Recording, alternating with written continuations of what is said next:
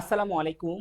HSC batch 2024 এবং 2025 সকলকে আজকের ব্যবসায় সংগঠন ও ব্যবস্থাপনা দ্বিতীয় পত্রের অধ্যায় 2 ব্যবস্থাপনার নীতিমালা এই ক্লাসে স্বাগতম। আজকের ক্লাসে আমরা এই অধ্যায় 2 এর বেসিক প্লাস বোর্ড প্রশ্ন এমসিকিউ সহ আলোচনা করব ইনশাআল্লাহ। সবাই ক্লাসে দ্রুত যুক্ত হয়ে যান এবং ক্লাসটি শেয়ার করে দিন।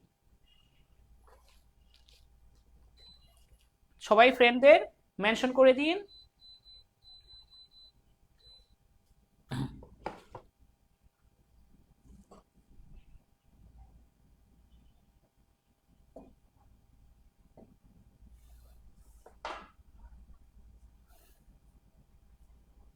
খুবই গুরুত্বপূর্ণ ক্লাসটিতে আমরা আজকে এই অধ্যায় থেকে আপনাদের বোর্ডে 2টা সৃজনশীল থাকবেই। আবারও বলছি, এই অধ্যায় থেকে পরীক্ষায় 2টা সৃজনশীল থাকবে আর 4 থেকে 5টা এমসিকিউ থাকবে। এজন্য এই অধ্যায়টা মোটেই অবহেলা করা যাবে না। খুবই গুরুত্বপূর্ণ ক্লাস হবে ইনশাল্লাহ।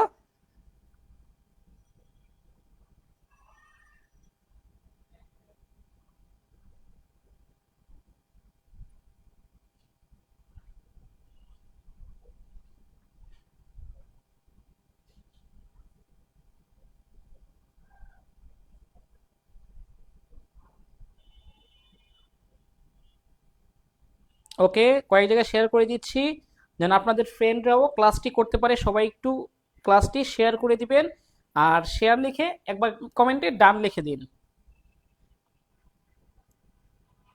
কারা কারা শেয়ার করতেছেন?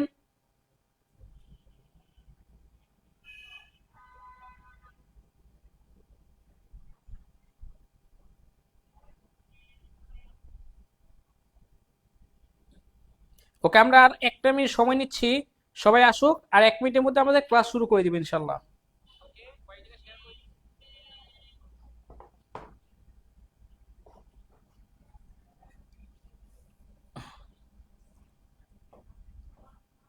আজকে আমরা এই অধ্যায় থেকে আলোচনা করব। এখান থেকে বোর্ডে সৃজনশীল থাকবে 2টি,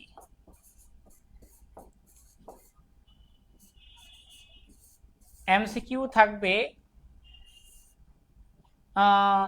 4টি বা 5টি, এরকম 4-5টি। হ্যাঁ, 4-5টি এমসিকিউ থাকবে।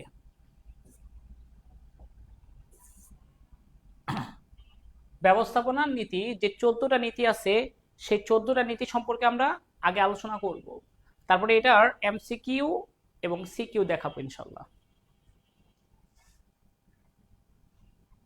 ওয়ালাইকুম আসসালাম। সবাই একটু তাড়াতাড়ি চলে আসুন। আর 30 সেকেন্ড, এরপরে আমরা শুরু করে দিব। আর 30 সেকেন্ডের মধ্যে ক্লাসটি শুরু করব।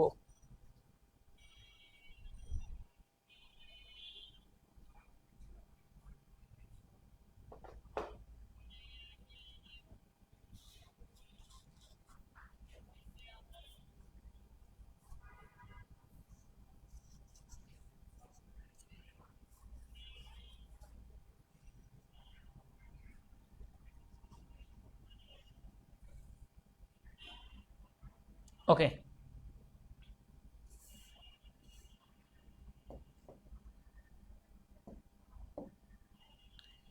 ব্যবস্থাপনার নীতি। ব্যবস্থাপনার নীতি, নীতি কাকে বলে? ব্যবস্থাপনা কার্য সম্পাদনে দীর্ঘ অনুশীলনের মধ্য দিয়ে সত্য বলে প্রতিষ্ঠিত কতিপয় সাধারণ নির্দেশিকা। আপনি অনেক দিন যাবৎ ব্যবস্থাপনা কাজের সাথে জড়িত, সেই কার্য সম্পাদনে দীর্ঘদিনে গড়ে ওঠা কতিপয় সাধারণ নির্দেশিকাকে বলা হয় ব্যবস্থাপনার নীতি। তো হেনরি ফেভেল ব্যবস্থাপনার ক্ষেত্রে 14টি নীতির কথা বলেছেন। হেনরি ফেভেল কে বলছেন? হেনরি ফেভেল। এই জন্য তাকে আধুনিক ব্যবস্থাপনার জনক বলা হয়। হেনরি ফেভেলের 14টি মূলনীতি। এবং এই হেনরি ফেভেল জন্মগ্রহণ করছে 1841 সালের দিকে। নাম্বার 1, প্রথমটা কর্ম বিভাজন বা কার্য বিভাগের নীতি। 1 নম্বর নীতি হচ্ছে কর্ম বিভাজন কিংবা কার্য বিভাগের নীতি। এটা একটু আলোচনা করি আমরা, হ্যাঁ, একদম এক থেকে। কাজকে বিভক্ত করা,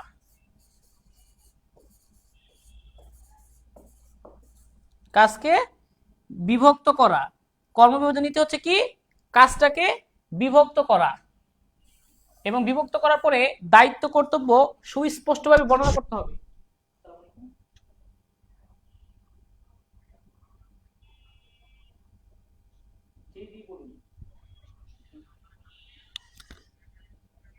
আমি তো প্রেরক, দেখেন আপনি প্রাপক না।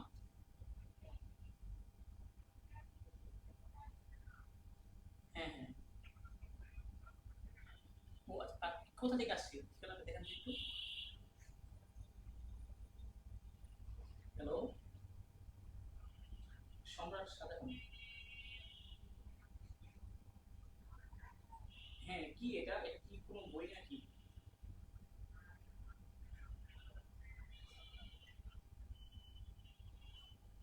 না, তাহলে মনে হয় আপনি ভুল করছেন। দেখেন প্রেরকের এখানে আপনি মনে পাচ্ছেন, আমি তো প্রেরক। আচ্ছা, এক মিনিট একটু লস হয়ে গেছে। আচ্ছা, কাজকে বিভক্ত করা এটা হচ্ছে আপনার প্রত্যেকের দায়িত্ব এবং কর্তব্য সুস্পষ্ট করে নির্দিষ্ট করে দেওয়া, সুস্পষ্ট করে নির্দিষ্ট করা, নির্দিষ্ট করা। যেমন একটা এক্সাম্পল দেখাই তাহলে ক্লিয়ার হয়ে যাবে।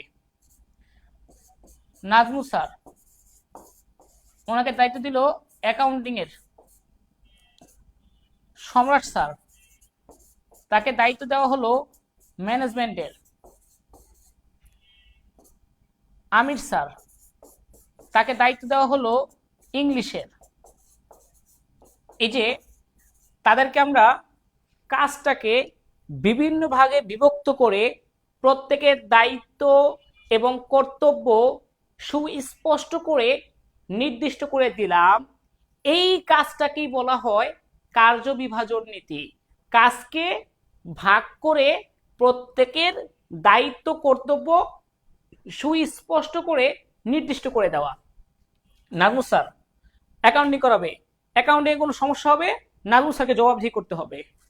ম্যানেজমেন্ট সম্রাট স্যার পড়াবে, ম্যানেজমেন্ট নিয়ে কোনো সমস্যা হবে সম্রাট স্যার সেটা জবাবদিহি করবে। ইংলিশ আমির স্যার, কোন ইংলিশে কোনো সমস্যা হবে আমির স্যার সেটা জবাবদিহিতা করবে। কেন? তাদের কাজকে ভাগ করে প্রত্যেকের দায়িত্ব এবং কর্তব্য সুস্পষ্ট করে দেওয়া আছে। তার মানে এক নম্বর নীতিটা সবার ক্লিয়ার? আমরা কি এক নম্বর নীতিটা বুঝতে পারছি? একটু কমেন্ট করে জানান যে কাজকে বিভক্ত করে প্রত্যেকের দায়িত্ব এবং কর্তব্য সুস্পষ্ট করে দেওয়া হচ্ছে কার্য বিভাজন নীতি। এই যে আমরা কাজটাকে বিভক্ত করে দিলাম।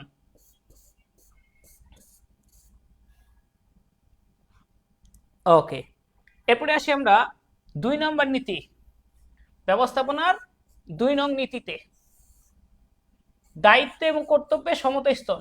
দায়িত্ব ও কর্তব্যে, দায়িত্ব এবং কর্তৃত্বে সমতা রক্ষণের নীতি। কর্তৃত্বে সমতা রক্ষণ, এটা হচ্ছে ওই যে প্রথম ভাগে যাকে যতটুকু দায়িত্ব দিয়েছি তার অধিকার ততটুকু থাকবে। দায়িত্ব সমান সমান অধিকার বা কর্তৃত্ব, দায়িত্ব সমান অধিকার বা কর্তৃত্ব। কর্তৃত্ব যেমন নাজমুল স্যারের দায়িত্ব দিছি 20%, তার অধিকারও থাকবে বা কর্তৃত্ব থাকবে 20%। আমির স্যারের দায়িত্ব দেওয়া হয়েছে 50%, তাহলে আমির স্যারের কর্তৃত্ব থাকবে 50%। সম্রাট স্যারের দায়িত্ব হচ্ছে 30%, তাহলে সম্রাট স্যারের কর্তৃত্ব হবে 30%। এটা দ্বারা বোঝানো হচ্ছে যার যতটুকু দায়িত্ব থাকবে তার ততটুকু কর্তৃত্ব থাকবে। দায়িত্ব যতটুকু, কর্তৃত্ব ততটুকু। কেউ দায়িত্ব থাকবে 2%, কর্তৃত্ব থাকবে 100%, তাহলে কি হবে? সে তো কাজ একটুখানি করে ঘুরে বেড়াবে, সবার কাছে কর্তৃত্ব দেখাবে যে আমার অনেক ক্ষমতা, আমার অনেক ক্ষমতা। এই জন্য দায়িত্ব যতটুকু দিব তার সাথে তাকে ততটুকুই কর্তৃত্ব দেওয়া লাগবে, বেশি কর্তৃত্ব দেওয়া যাবে না, আবার কম কর্তৃত্ব দেওয়া যাবে না। তার মানে 2 নং নীতিটা কি? 2 নং নীতি হচ্ছে যাকে যতটুকু দায়িত্ব দেওয়া হয়েছে তাকে ততটুকুই কর্তৃত্ব দেওয়া হবে যেন সেই কাজটা সুষ্ঠুভাবে পালন করতে পারে। আমরা কি বুঝাইতে পারছি 2 নম্বরটা?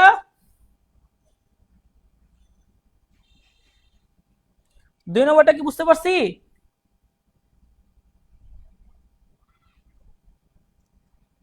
কর্তৃত্ব কথার মানে হচ্ছে কাজ পালন করার অধিকার, এটা হলো কাজটাকে পালন করার ক্ষমতা, এটা হলো কর্তৃত্ব বিষয়টা। যে আমি কাজ কর্মীদের দিয়ে কাজ করাইতে পারবো, এই ক্ষমতা হচ্ছে কর্তৃত্ব। যে আমাকে কাজ দিছে, আমাকে দায়িত্ব দিছে ম্যানেজমেন্ট, মার্কেটিং, পরিসংখ্যান, আইসিটি, তো এইগুলো কাজ যে আমাকে এত বেশি দিচ্ছে, সেই অনুযায়ী আমাকে ক্ষমতা দিতে হবে এই কাজগুলো বাস্তবায়ন করার। ওই ক্ষমতা হচ্ছে কর্তৃত্ব, কাজ বাস্তবায়নের ক্ষমতা, এটাকে বলা হয় কর্তৃত্ব। আমরা একটু একবার দেখি। কর্তৃত্ব দায়িত্ব সংরক্ষণ, যার দায়িত্ব যতটুকু তাকে ততটুকু অধিকার দিতে হবে, মানে কর্তৃত্ব দিতে হবে। দায়িত্ব যার 5%, তার কর্তৃত্ব হবে 5%। দায়িত্ব যার 40%, তার কর্তৃত্ব হবে 40%। আর প্রথমটা হচ্ছে প্রতিষ্ঠানের কাজকে প্রয়োজন অনুযায়ী ভাগ করে প্রত্যেকের দায়িত্ব ও কর্তব্য সুস্পষ্টভাবে নির্দিষ্ট করা, একদম স্পেসিফিক ভাবে নির্দিষ্ট করতে হবে, কেউ যেন পরবর্তীতে কাজে ফাঁকি দিতে না পারে, কাজ স্পেসিফিক করে দেওয়া। 3 নম্বর কেন্দ্রীকরণ বিকেন্দ্রীকরণ নীতি। সিদ্ধান্ত যদি উপরি পর্যায়ে নেওয়া হয় তাকে কেন্দ্রীকরণ, আর নিচের ব্যবস্থাপকের হাতে ছেড়ে দেওয়াকে বিকেন্দ্রীকরণ বলে। সিদ্ধান্ত যদি উপরি পর্যায়ে নেওয়া হয় সেটা কেন্দ্রীকরণ, সিদ্ধান্ত যদি নিচু পর্যায়ে নেওয়া হয় সেটা বিকেন্দ্রীকরণ। সম্পূর্ণভাবে কেন্দ্রীকরণ বা বিকেন্দ্রীকরণ কোনোটাই ভালো নয়। অধিক গুরুত্বপূর্ণ সিদ্ধান্ত প্রতিষ্ঠানের উপরি স্তরে আর কম গুরুত্বপূর্ণ সিদ্ধান্ত নিচের স্তরে ছেড়ে দেওয়া উচিত। একটু বুঝাই, আবার একটু বুঝাই। ধরেন আমাদের পেইড ব্যাচের যারা আছেন তাদের নিয়ে আলোচনা করতেছি। ধরেন আমরা নাজমু স্যার, সম্রাট স্যার, আমির স্যার, শহীদ স্যার, এই যে আমরা টিচাররা আছি এখানে। এখন আমাদের প্রতিষ্ঠানে কোন দিন কোন সাবজেক্ট হবে, কোন সাবজেক্টে কয়টা ক্লাস হবে, কখন ক্লাস শুরু হবে, এই সিদ্ধান্ত, এই যে সিদ্ধান্তগুলো, এটা কারা নিবে? নাজমু স্যার, আমির স্যার, সম্রাট স্যার, শহীদ স্যার নিবে নাকি স্টুডেন্টরা নিবে? যদি এই সিদ্ধান্তগুলো উপরি পর্যায়ে নেওয়া হয় সেটা হচ্ছে কেন্দ্রীকরণ, আর যদি সিদ্ধান্তটা নিচু পর্যায়ে নেওয়া হয়, নিচু পর্যায়ে কর্মীদের বা কর্মচারীদের হাতে ছেড়ে দেওয়া হয় সেটা হচ্ছে বিকেন্দ্রীকরণ।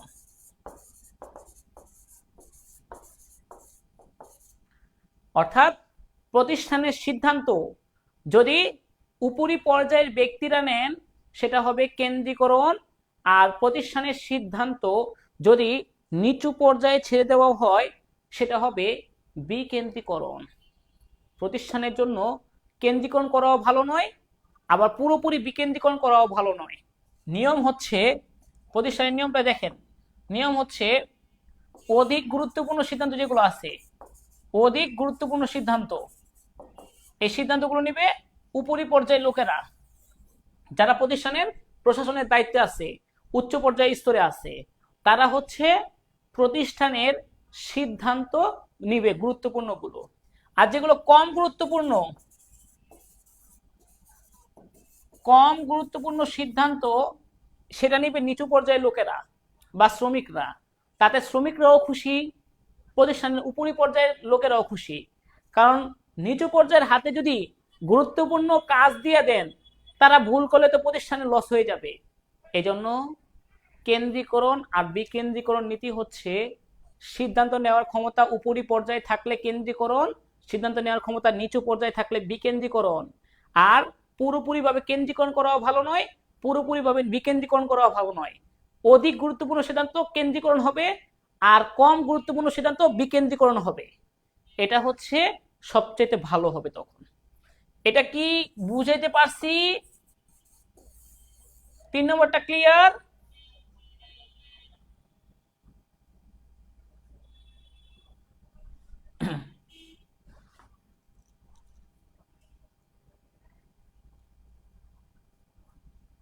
ওকে, খুবই খুবই গুরুত্বপূর্ণ ক্লাস, একটু ভালো করে মনোযোগ সহকারে দেখেন। 4 নাম্বার, আদেশের ঐক্যনীতি এটা কি? একজন ব্যক্তির আদেশদাতা হবেন একজন মাত্র ব্যক্তি।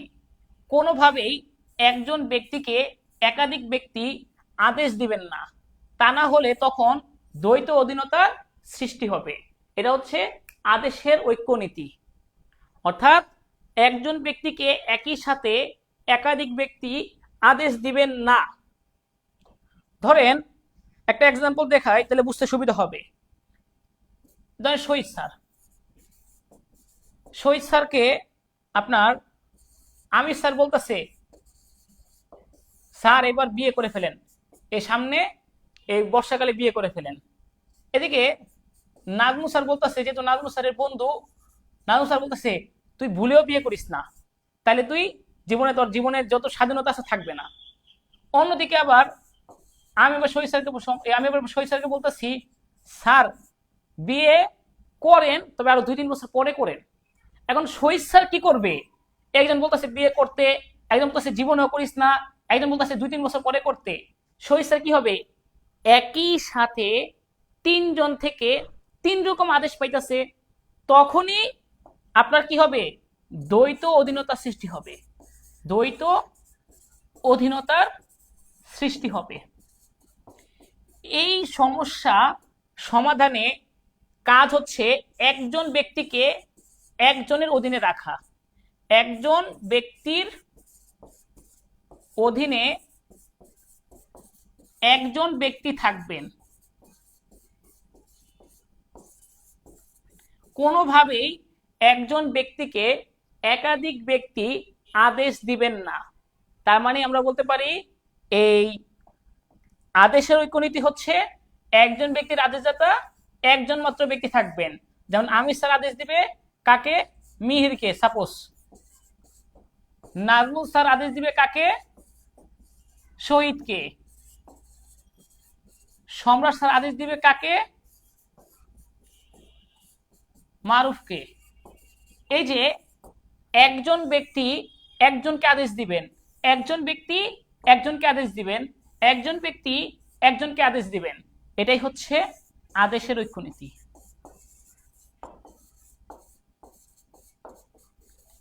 অর্থাৎ প্রতিষ্ঠানের লোক যারা থাকবেন তারা একজনের থেকে আদেশ পাবেন যেন সে সেই আদেশটা সুষ্ঠুভাবে পালন করতে পারে। এটাকেই বলা হয় আদেশের ঐক্যনীতি। ক্লিয়ার?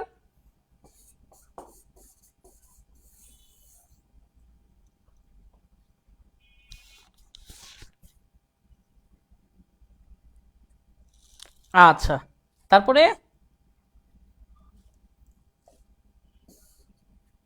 5 নম্বরটা নির্দেশের ঐক্যনীতি। আগে যে নির্দেশনা দেওয়া হয়েছে তার সাথে মিল রেখে পরবর্তীতে নির্দেশনা দিতে হবে। আগে নির্দেশনার সাথে মিল রেখে পরবর্তীতে নির্দেশনা দিতে হবে। তাছাড়া প্রতিষ্ঠানের নির্দেশনা হবে একটি, নির্দেশ একটি, সবাই ওই একটি নির্দেশের আলোকে তাদের সকল কার্যক্রম পরিচালনা করবে। এটা হচ্ছে নির্দেশের ঐক্যনীতি। যে আমি আগে বলছিলাম একরকম, এখন বলতেছি অন্যরকম, সামনে যায় যদি বলি আরেক রকম ডিরেকশন দেই, এক এক সময় এক একটা ডিরেকশন দেই, কাজ সুষ্ঠুভাবে হবে না।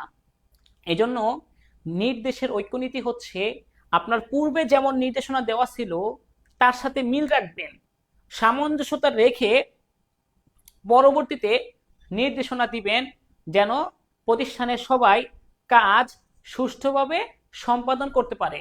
অর্থাৎ প্রতিষ্ঠানের নির্দেশনা থাকবে একটি মাত্র নির্দেশনা থাকবে, ওই একটি নির্দেশনার আলোকে পুরো প্রতিষ্ঠানে কাজ চলবে, কোনোভাবেই একাধিক নির্দেশনা থাকবে না, সবাই একটি নির্দেশের আলোকে সুন্দরভাবে কাজ পরিচালনা করবে।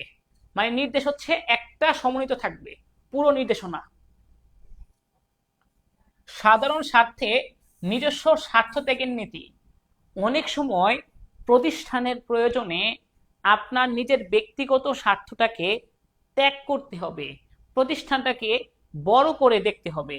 এই যেমন প্রতিষ্ঠানের প্রয়োজনে অনেক সময় নিজের ব্যক্তিগত আচার অনুষ্ঠান ত্যাগ করতে হয়, অর্থাৎ প্রতিষ্ঠানের স্বার্থকে বড় করে দেখা। এক্সাম্পল দিলে যে দেখা যায়,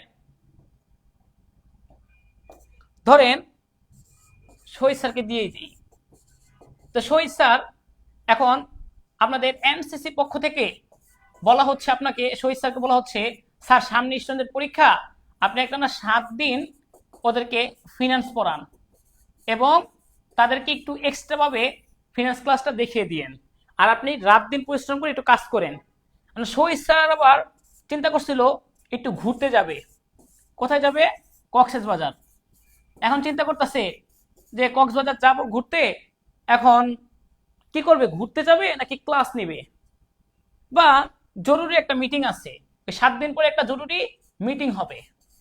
তো এখন ওই যে স্যার তার যে স্বার্থটাকে, তার যে নিজের স্বার্থ সেটাকে ত্যাগ করবে, এটাকে বাদ দিয়ে প্রতিষ্ঠানটাকে বড় করে দেখবে। যে আগে প্রতিষ্ঠান, আমরা ঘোরাঘুরি পরে, আমি আগে প্রতিষ্ঠানকে দেখব। প্রতিষ্ঠানকে বড় করে দেখা হচ্ছে সাধারণ স্বার্থে নিজের স্বার্থটা ত্যাগের নীতি। শুক্রবার দিন আপনার হচ্ছে একটা বিয়ের অনুষ্ঠান আছে, আপনি সেই বিয়ের অনুষ্ঠানে না যাইয়া প্রতিষ্ঠানের জরুরি মিটিংয়ে গেছেন, তার মানে প্রতিষ্ঠানকে আপনি বড় করে দেখলেন। এটাই হচ্ছে সাধারণ স্বার্থে নিজের স্বার্থটা ত্যাগ করা। ক্লিয়ার?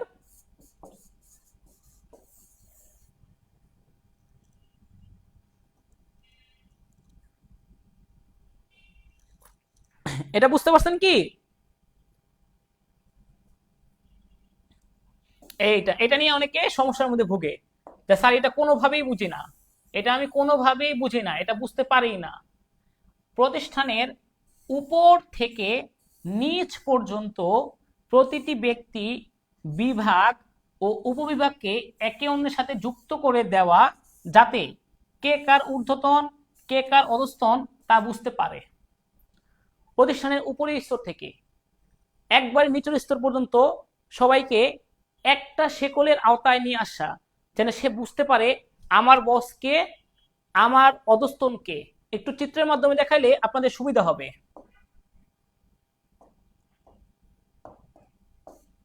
দেখেন এটা কি, এটা একটা ময়ের মতো, হ্যাঁ,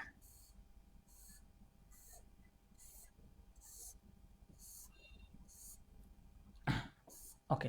তো সবার প্রথম কি আছে, ধরেন নাজমুল স্যার,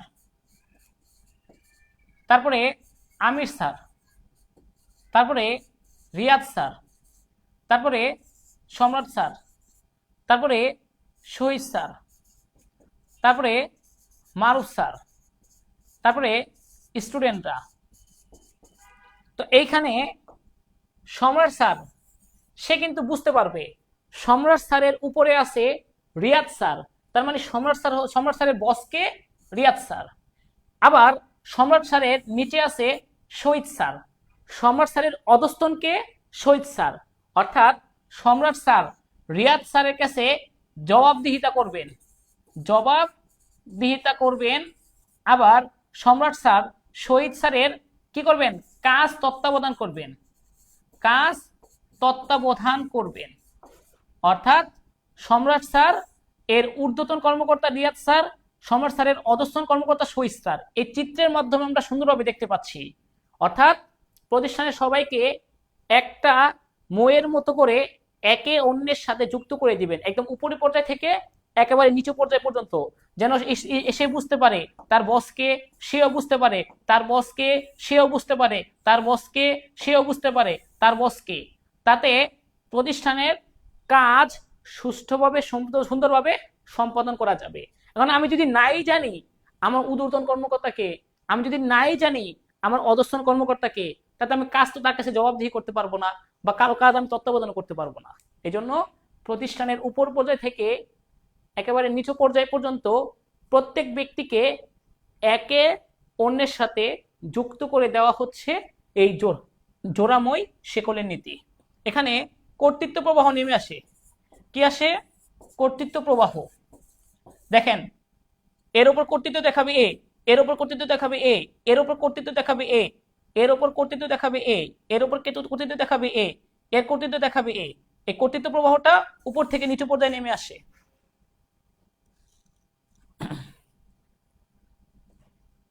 ওকে, এরপরে আসি নিয়মানুবর্তিতার নীতি। প্রতিষ্ঠানের জন্য উত্তম নিয়ম নীতি নির্ধারণ করা এবং তা মেনে চলার নীতি। সবাইকে অবশ্যই যথোপযুক্ত নিয়ম নীতি মেনে চলতে হবে। প্রতিষ্ঠান খোলা হবে সকাল 10টায়, 10 ঘন্টা, 10টার সময়। আপনি প্রতিষ্ঠানে আসলেন 11টা 30 মিনিটে, আবার ক্লাসের টাইম দেওয়া আছে 7টা 15 মিনিটে, আপনি ক্লাস নেওয়া শুরু করছেন 7টা 50 মিনিটে, আবার দুপুরে লাঞ্চের সময় হচ্ছে 1 ঘন্টা, আপনি লাঞ্চ না করে ঘোরাঘুরি করে আসলেন 3 ঘন্টা পরে। এই যে এইভাবে আপনার প্রতিষ্ঠানে যে উত্তম নিয়ম নীতি সেটা মানতেছেন না, এরকম করা যাবে না। তখন এই নিয়মানুবর্তিতা নীতি ভঙ্গ হবে, মানে ডিসিপ্লিন থাকতে হবে। প্রতিষ্ঠানে একটা সুন্দর ডিসিপ্লিন থাকবে এবং এটা সবাই সুন্দরভাবে মেনে চলবে। এটাই হচ্ছে নিয়মানুবর্তিতার নীতি। ঠিক আছে, তাহলে কাজ সুন্দরভাবে সম্পাদন করা যাবে, পাংচুয়ালিটি থাকা লাগবে। এটাই হচ্ছে নিয়মানুবর্তিতার নীতি। শৃঙ্খলার নীতি। যোগ্য ব্যক্তিকে যোগ্য স্থানে, সঠিক বস্তুকে সঠিক স্থানে স্থাপনের নীতি হচ্ছে শৃঙ্খলা নীতি। যে যেইখানে যোগ্য তাকে সেই কাজ দিতে হবে। ঠিক আছে, অদক্ষ বা অযোগ্য ব্যক্তিকে প্রধান দায়িত্ব দিয়ে কখনোই লক্ষ্য অর্জন সম্ভব নয়। প্রায়ই স্বজনপ্রীতি, ব্যক্তিগত সম্পর্ককে প্রাধান্য দিতে প্রতিষ্ঠানে দেখা যায়। একটু এক্সাম্পল দেখাই, আর বুঝতে সুবিধা হবে। ধরেন আমির স্যার পড়ায় ইংলিশ, নাজমু স্যার পড়ায় অ্যাকাউন্টিং। তো আমি কি করলাম, কি একটু ঘুরাই দিলাম, তাদেরকে ঘুরাই দিয়ে বললাম কাল থেকে আমির স্যার আপনি অ্যাকাউন্টিং সাবজেক্টটা পড়াবেন, নাজমু স্যার আপনি ইংলিশ সাবজেক্ট পড়াবেন। ঠিক আছে, তখন দেখা যাবে টিচার হয়ে গেছে স্টুডেন্ট, কারণ আমির স্যার তো আসলে অ্যাকাউন্টিং কিছু বুঝবে না, তার নাজমুল স্যার দীর্ঘদিন ইংলিশ পড়ায় না, উনিও কিছু বুঝবে না, তাকে সমস্যা হবে না যে সে কি পারবে। তখন আমির স্যারও কাজ ঠিক মতো করতে পারবে না, নাজমুল স্যারও কাজ ঠিক মতো করতে পারবে না। তার মানে কাজ দক্ষতা অনুযায়ী বন্টন হইতে হবে। কাজ হইতে হবে কি, দক্ষতা অনুযায়ী বন্টন। যে যেই কাজের অভিজ্ঞ তাকে দিয়ে সেই কাজ করাইতে হবে। যেমন ধরেন মারুফ একটা প্রতিষ্ঠানের দারোয়ান, আর ওই প্রতিষ্ঠানের মালিক হচ্ছেন রিয়াদ স্যার, উনি প্রতিষ্ঠান পরিচালনা করেন। তো এখন আপনি রিয়াদ স্যারকে দিয়ে দারোয়ানের কাজ করাইতেছেন, আর মারুফ স্যারকে দিয়ে আপনি প্রতিষ্ঠানের এমডির কাজ করাইতেছেন, জিএম এর কাজ করাইতেছেন। তাহলে মারুফ স্যার কি কখনো জিএম এর দায়িত্ব পালন করতে পারবে, প্রতিষ্ঠান পরিচালনা করতে পারবে? পারবে না। রিয়াদ স্যার কি দারোয়ানের কাজ করতে পারবে? পারবে না। কারণ যে যেই কাজে দক্ষ তাকে দিয়ে সেই কাজ করাইতে হবে। এটাই হচ্ছে শৃঙ্খলা নীতি, মানে কাজ বন্টন হবে দক্ষতা অনুযায়ী। ক্লিয়ার?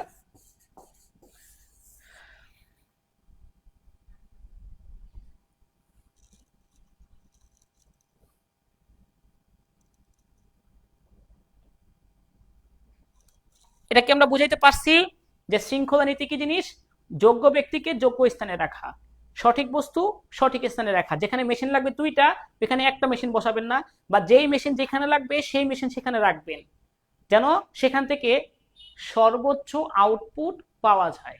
দারোয়ানকে দিয়ে ব্যবস্থাপকের কাজ হয় না, ব্যবস্থাপককে দিয়েও দারোয়ানের কাজ হয় না, নাজমুল স্যারকে দিয়ে ইংলিশ পড়ানো যাবে না, আমির স্যারকে দিয়েও অ্যাকাউন্টিং পড়ানো যাবে না।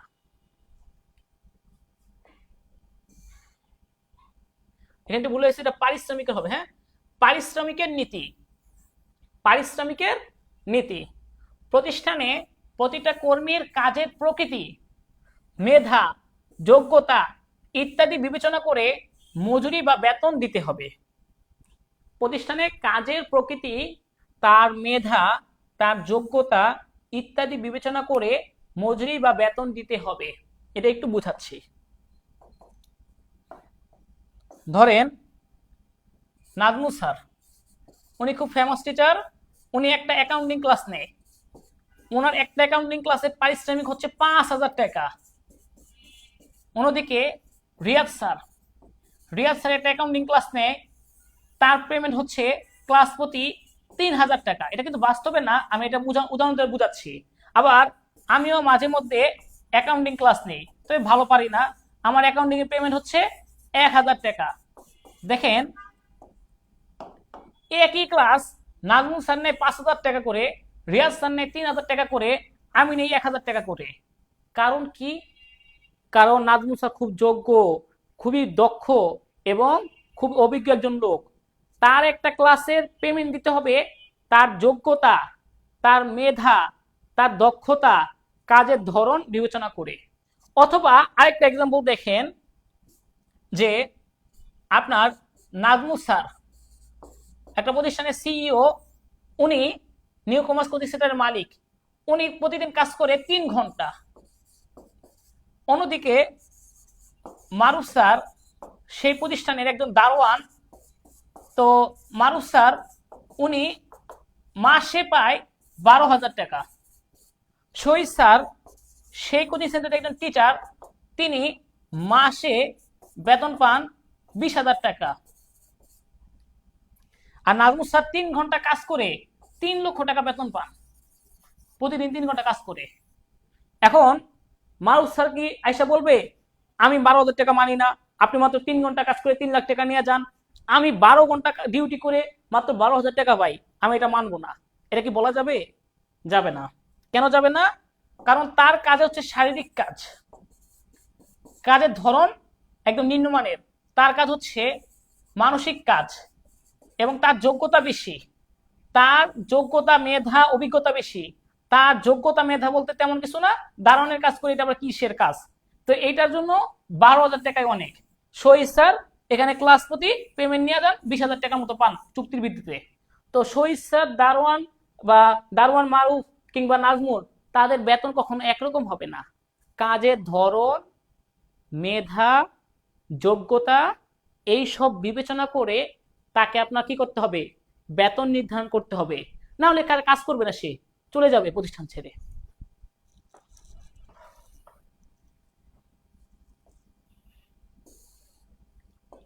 সাম্যের নীতি। প্রতিষ্ঠানের সবার প্রতি সমান আচরণ, স্নেহ, মমতা প্রদর্শন করতে হবে, সবাইকে সমান চোখে দেখতে হবে। খুবই গুরুত্বপূর্ণ নীতি। আপনি প্রতিষ্ঠানে একজনের আত্মীয় হওয়ার কারণে তার সাথে তার প্রতি বায়াস করবেন, এরকম করা যাবে না। ঠিক আছে, একটা এক্সাম্পল দেখাই তাহলে বুঝতে সুবিধা হবে।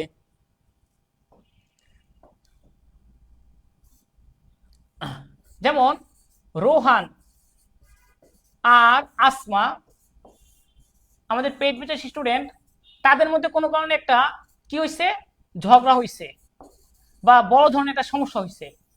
এখন দোষী হচ্ছে কে? দোষী হচ্ছে আসমা। এ হচ্ছে প্রকৃতপক্ষে দোষী, অপরাধ করছে বেশি, এ হলো সমস্যা সৃষ্টি করছে। ঠিক আছে, তো শহীদ স্যার আইসা এই আসমা সাপোর্ট টানতেছে, এর চোখে দেখতেছ না আসমার কোনো অপরাধী না, সে কোনো দোষ করে নাই, সে একদম ভালো মেয়ে, সে নিয়মিত পড়াশোনা করে, আসমা কোনো দোষী না, এই রোহান দোষী, এর ব্লক করে দাও, প্রতিষ্ঠান থেকে বের করে দাও। কিন্তু প্রকৃতপক্ষে আসমা এবং রোহানের মধ্যে আসমাই ছিল দোষী, কিন্তু শহীদ স্যার এই রোহানের পক্ষ না নিয়ে সে যে অপরাধ করছে অপরাধীর পক্ষ নিচ্ছে আসমার। এই যে একটা পক্ষপাতিত্বমূলক কাজ, এইটা করা যাবে না। এটা হচ্ছে কি হবে, আপনার এটা হবে কি পক্ষপাতিত্ব, এটা করা যাবে না। সবার প্রতি সমান আচরণ প্রদর্শন করতে হবে, সমান স্নেহ মমতা প্রদর্শন করতে হবে। আপনি আপনার আত্মীয় হওয়ার কারণে আসমার সাপোর্ট নিচ্ছেন, এটা তো ঠিক হবে না। এক্ষেত্রে আপনাকে অবশ্যই দুজনের ক্ষেত্রে কোনো বায়াস কাজ করা যাবে না, সমান চোখে দেখতে হবে। কে ছেলে কে মেয়ে, কে আপনার আত্মীয় কে আপনার পর, এগুলো বিবেচনা করা যাবে না প্রতিষ্ঠানের ক্ষেত্রে। এটাই হচ্ছে সাম্যের নীতি।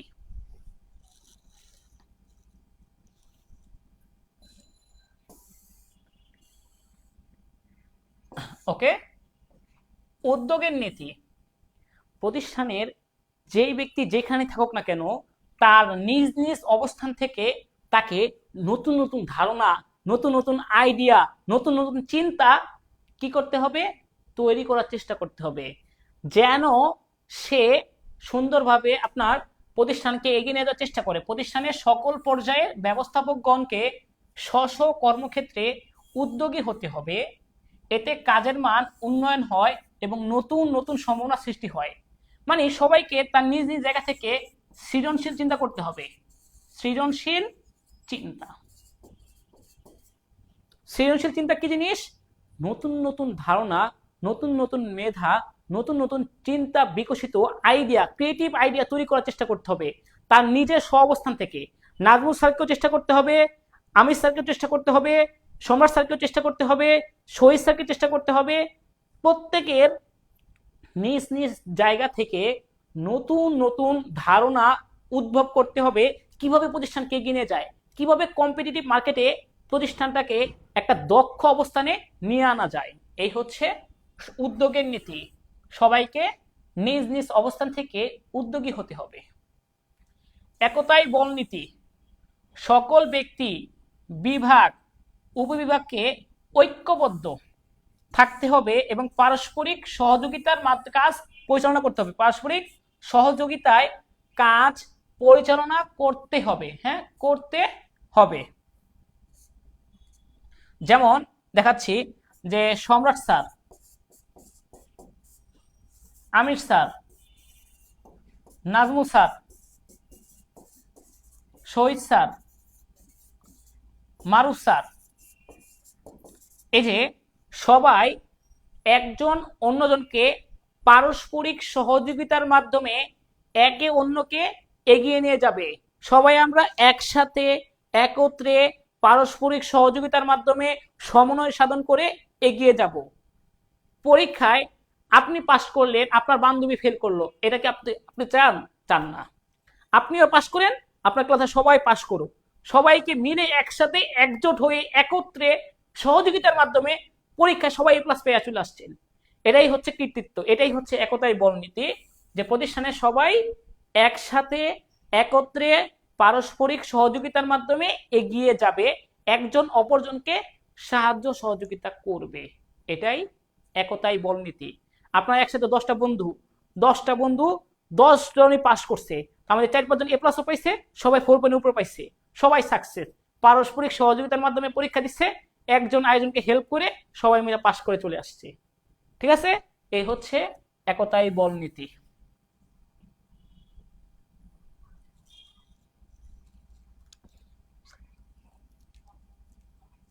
আচ্ছা,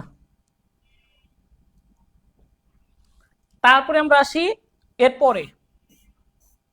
এছাড়াও মূলনীতির বাইরে 3টা নীতি আছে। নমনীয়তার নীতি। নমনীয়তার নীতি কি? চিন্তা, কাজ, পদ্ধতিতে পরিবর্তন এনে পরিবর্তিত পরিস্থিতি, এটা হবে পরিস্থিতি, বানানটা ভুল হয়েছে, পরিস্থিতির সাথে খাপ খাওয়ানোর নীতি। চিন্তা, কাজ, পদ্ধতিতে পরিবর্তন এনে পরিবর্তিত পরিস্থিতির সাথে খাপ খাওয়ানো। পরিস্থিতির সাথে খাপ খাওয়ানো নীতি হচ্ছে এই নমনীয়তার নীতি। ধরেন আপনাকে একটা এক্সাম্পল দেখাই।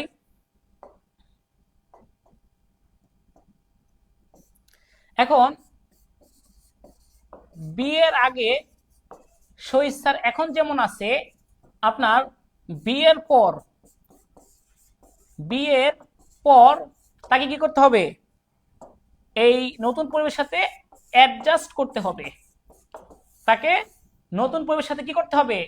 খাপ খাওয়াতে হবে।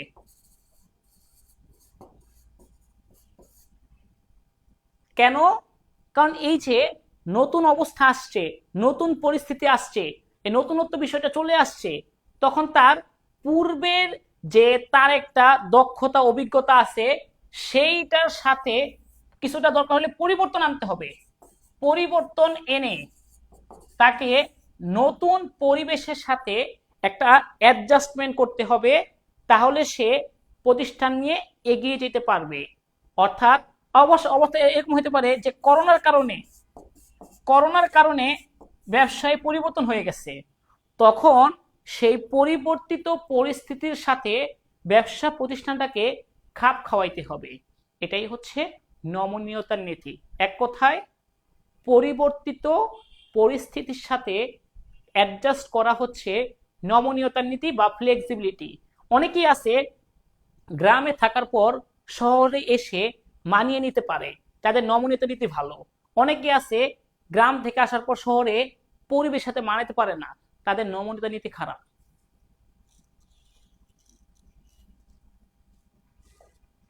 এরপরে আসি ভারসাম্যের নীতি। এটা 3 হবে, হ্যাঁ। ও, ভারসাম্যের নীতি, ব্যতিক্রমের নীতি, এটা একটু ভুল হয়ে গেছে এখানে। হ্যাঁ, সমস্যা নাই। সকল বিভাগের কাজে সমতা বিধান করতে হবে। এক বিভাগকে বেশি কাজ, অন্য বিভাগকে কম কাজ দিলে ভারসাম্য নীতি ভঙ্গ হয়। একটা এক্সাম্পল দেখাই। ধরেন নাজমুল স্যার, তাকে কাজ দেওয়া হয়েছে আপনার অ্যাকাউন্টিং এর দায়িত্ব বা 25% দায়িত্ব। অন্যদিকে আমির স্যারকে কাজ দেওয়া হয়েছে বাংলা ইংলিশের দায়িত্ব প্রায় আপনার 30% দায়িত্ব। অন্যদিকে সম্রাট স্যারকে দায়িত্ব দেওয়া হয়েছে ম্যানেজমেন্ট, মার্কেটিং, স্ট্যাটিস্টিক্স, আইসিটি, তো তার দায়িত্ব আবার প্রায় 45%। তখন কি হবে?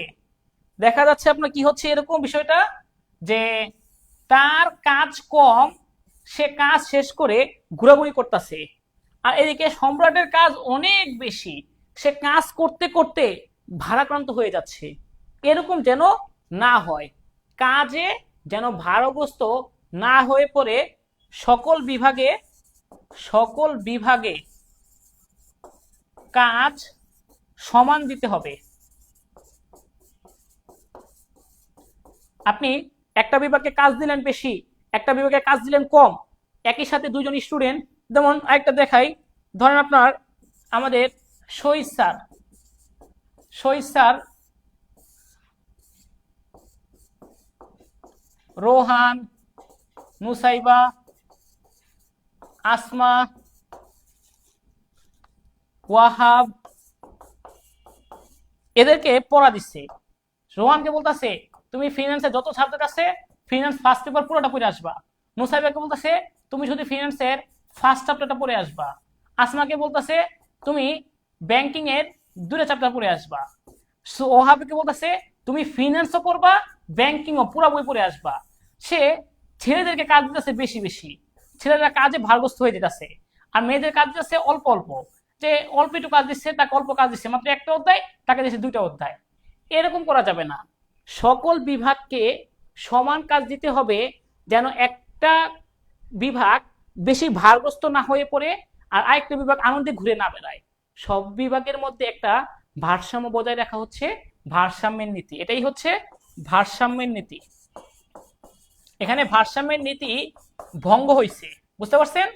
ভারসাম্যের নীতি কি হয়েছে? ভারসাম্যের নীতিটা ভঙ্গ করছে শহীদ স্যার।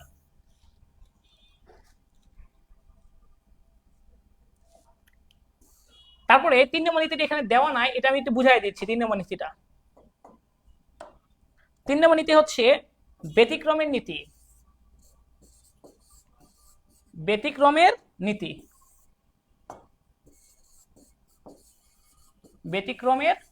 নীতি। কিছু কিছু কাজ আছে খুবই গুরুত্বপূর্ণ, ওই কাজে ভুল হবে পুরা পরিকল্পনা সব ভেঙে যাবে, সব ভেস্তে যাবে। সব নষ্ট হয়ে যাবে। ওই সব কাজে মানে গুরুত্বপূর্ণ কাজে ফোকাস করতে হবে বেশি, গুরুত্বপূর্ণ কাজে অধিক মনোযোগ হওয়া, অধিক মনোযোগ দিতে হবে। যেমন একটা এক্সাম্পল দেখাই, আপনারা এইচএসসি পরীক্ষা দিবেন সামনে, এইচএসসি পরীক্ষায় রোল রেজিস্ট্রেশন ভরাট করার সময় কি করতে হবে আপনাদেরকে, এগুলো খুবই গুরুত্বপূর্ণ কাজ, এগুলো ভুল হলে সমস্যা, আপনাকে সতর্ক থাকতে হবে, সতর্কতা বাড়াইতে হবে। আবার বিল্ডিং তৈরি করবেন, বিল্ডিং এর পিলার, এই যে পিলার তৈরি করতে আপনাকে কি করতে হবে, সতর্ক থাকতে হবে, অধিক সতর্কতা অবলম্বন করতে হবে। এটাই হচ্ছে আপনার এই ব্যতিক্রমের নীতি, অর্থাৎ প্রতিষ্ঠানে বিশেষ কিছু কাজ থাকে, যেই কাজগুলোতে আপনাকে অধিক সতর্কতা অবলম্বন করতে হবে, কারণ ওই কাজে ভুল হইলে পুরা প্রতিষ্ঠানের সকল লক্ষ্য শেষ হয়ে যাবে। এই জন্য ওই কাজে অধিক সাবধানতাপূর্বক কাজটায় সতর্ক থেকে সম্পাদন করা হচ্ছে ব্যতিক্রমের নীতি, মানে ব্যতিক্রম কাজে ব্যতিক্রম নীতি। কাজটা বিশেষ কাজ সমাধান করার জন্য অধিক সতর্কতা অবলম্বন করা লাগবে, এটাই হচ্ছে ব্যতিক্রমের নীতি। তো বুঝাইতে পারছি কি? Is it clear?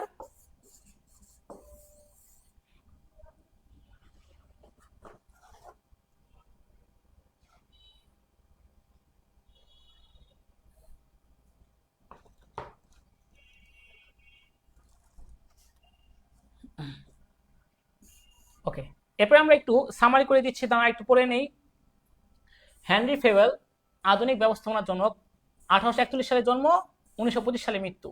তুরস্কে জন্ম, ফ্রান্সের অধিবাসী ছিলেন তিনি। জন্মগ্রহণ করছেন তুরস্কে, কিন্তু অধিবাসী ছিলেন ফ্রান্সের। তুরস্ক প্লাস ফ্রান্স, দুই দেশের নাগরিক।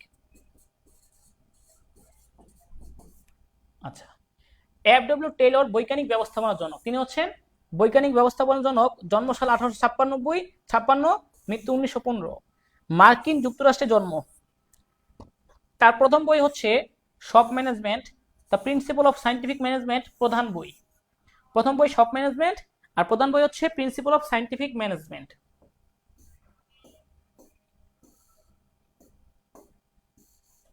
ওকে, বাংলাদেশে সংগঠনকে তুলনা করা হয়েছে বাহুর সাথে, ব্যবস্থাপনাকে তুলনা করা হয়েছে চোখের সাথে, প্রশাসনকে তুলনা করা হয়েছে মস্তিষ্কের সাথে। প্রশাসন মস্তিষ্ক, সংগঠন বাহু, আর ব্যবস্থাপনা হচ্ছে চোখ। বাংলাদেশে ব্যবস্থাপনার সমস্যাগুলো কি কি? প্রতিযোগী ব্যবসায় পরিবেশের অভাব, পেশা হিসেবে মর্যাদার অভাব, সহযোগী প্রতিষ্ঠানের অভাব, দক্ষ ব্যবস্থাপকের অভাব, প্রশিক্ষণের অভাব, রাজনৈতিক অস্থিতিশীলতা। তাছাড়া উচ্চ স্তর, মধ্যস্তর, নিম্ন স্তর, এটাও কিন্তু এই অধ্যায়ের মধ্যে আছে। এটা একটু ক্লিয়ার হন, 1 মিনিট সময় এর মধ্যে এটা মুখস্থ শেষ করুন।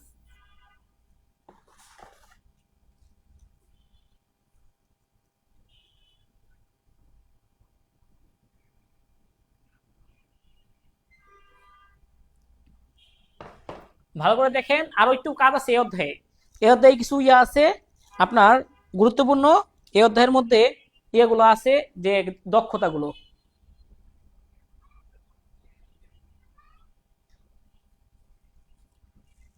সবগুলো নীতি থেকে প্রশ্ন আসে, সবগুলো নীতি এখন সেন্সর করানোর সময় বুঝতে পারবেন। ব্যবস্থাপকের দক্ষতা। নাম্বার 1, কারিগরি দক্ষতা। আমির স্যার কোন সাবজেক্ট ভালো পড়ায়? ইংলিশ, ওনাকে ইংলিশ পড়াতে দিতে হবে। নাজমুল স্যার কোন সাবজেক্ট ভালো পড়ায়? অ্যাকাউন্টিং, অ্যাকাউন্টিং পড়াইতে হবে। সমাজ স্যার কোন সাবজেক্ট ভালো পড়ায়? ম্যানেজমেন্ট, তাকে ম্যানেজমেন্ট পড়াইতে দিতে হবে। এটাই হচ্ছে কারিগরি দক্ষতা। আর এই নীতিটা, অর্থাৎ কারিগরি দক্ষতা হচ্ছে কাজ সংক্রান্ত জ্ঞান। আপনি যেই কাজটা ভালো পারেন ওই কাজ অনুযায়ী আপনাকে কাজ করতে হবে, অথবা আপনার কাজে আপনি এক্সপার্ট হবেন। আপনি যেই সাবজেক্টটা পড়ান ওই সাবজেক্টে আপনি এক্সপার্ট, এটাই হচ্ছে কারিগরি জ্ঞান। আমির স্যার ইংলিশ সম্পর্কে খুবই ভালো জানে, ইংলিশ সাবজেক্টে আমির স্যারের দক্ষতা অনেক বেশি, সুতরাং আমির স্যারের কারিগরি দক্ষতা ভালো ইংলিশে, নাজমুল স্যারের অ্যাকাউন্টিং এ, সম্রাট স্যারের ম্যানেজমেন্টে। এই হচ্ছে আপনার কারিগরি দক্ষতা, কাজ সংক্রান্ত জ্ঞান। যেই কাজ করবে ওই কাজে তার ভালো জ্ঞান থাকা লাগবে। মানবীয় বা আন্তঃব্যক্তিক দক্ষতা, বিভিন্ন মানুষের সাথে মিশা, মানুষের সাথে মিশা, এটা হচ্ছে আপনার এই মানবীয় বা আন্তঃব্যক্তিক দক্ষতা। মানুষের সাথে মিলেমিশে কাজটা কি করতে হবে, আপনার প্রয়োজনীয় কাজ সুন্দরভাবে সম্পাদন করতে পারা হচ্ছে আপনার এই মানবীয় বা আন্তঃব্যক্তিক দক্ষতা। ধারণাগত বা কল্পনা সংক্রান্ত দক্ষতা, ভবিষ্যৎ, এটা হচ্ছে ভবিষ্যৎ রিলেটেড। ভবিষ্যতে কি হইতে পারে সেটা আগে থেকে আপনি অনুমান করতে পারতেছেন, এটা উচ্চ স্তরে বেশি দরকার হয়। ভবিষ্যতে কেমন হইতে পারে পরিস্থিতি, কোন সাবজেক্টের চাহিদা বাড়বে, কি অবস্থা হবে, কেমন প্রশ্ন আসবে, এটা আগে থেকে অনুমান করা হচ্ছে ধারণাগত দক্ষতা। ঠিক আছে। সমস্যা অনুধাবনের দক্ষতা, একটা সমস্যা কতটা জটিল, কিভাবে সমাধান করতে হবে, সেটা কতটা গভীর, দ্রুত আঁচ করতে পারা এবং সেই সমস্যাটা সমাধান করার দক্ষতা, এটা হচ্ছে সমস্যা অনুধাবনের দক্ষতা। প্রতিষ্ঠানে একটা সমস্যা সৃষ্টি হইলো, ওই সমস্যাটা কতটা গভীর, কতটা সমস্যার সৃষ্টি হয়েছে জটিল, এই সমস্যাটা দ্রুত ধরতে পারা এবং সমস্যাটা সমাধানের চেষ্টা বা ভালোভাবে দ্রুত সমাধান করার যে যোগ্যতা, দক্ষতা, এটা হচ্ছে সমস্যা অনুধাবনের দক্ষতা। এটা উচ্চ স্তরের দরকার হয়, এটা উচ্চ স্তরের দরকার হয়, এই দুটা নিম্ন স্তরের দরকার হয়। আবার ভালো করে ক্লিয়ার করছি, কারিগরি দক্ষতা হচ্ছে কাজ সংক্রান্ত জ্ঞান। আপনি এক্সপার্ট যেই কাজে, সেই কাজটাই আপনি করবেন, আপনার কাজে আপনি খুব এক্সপার্ট হবেন, এটাই হচ্ছে কারিগরি দক্ষতা। 2 নম্বর আন্তঃব্যক্তি, 2 নম্বরটা হচ্ছে আন্তঃব্যক্তি, মানবীয় বা আন্তঃব্যক্তি দক্ষতা। এটা হচ্ছে প্রতিষ্ঠানের বা প্রতিষ্ঠানের বাহিরের বিভিন্ন মানুষের সাথে মিলেমিশে কনভিন্স করার ক্ষমতা, তার সাথে কথা বলে তাকে কনভিন্স করতে হবে আপনাকে, এটা হচ্ছে আন্তঃব্যক্তি দক্ষতা। অনেকে আছে তাদের ইন্টারপার্সোনাল স্কিল খুবই ভালো, তারা মানুষকে সহজে বুঝাতে পারে। 3 নম্বর ধারণাগত দক্ষতা, ভবিষ্যতে কেমন হবে সেই ভবিষ্যৎ অবস্থা কি করতে হবে, আগে থেকে অনুমান করতে হবে। 4 নম্বর সমস্যা অনুধাবনের দক্ষতা, একটা সমস্যা কতটা জটিল, কতটা গভীর, দ্রুত ধরতে পারা এবং সমস্যাটা সমাধান করা, সেটা হচ্ছে সমস্যা অনুধাবনের দক্ষতা। ক্লিয়ার?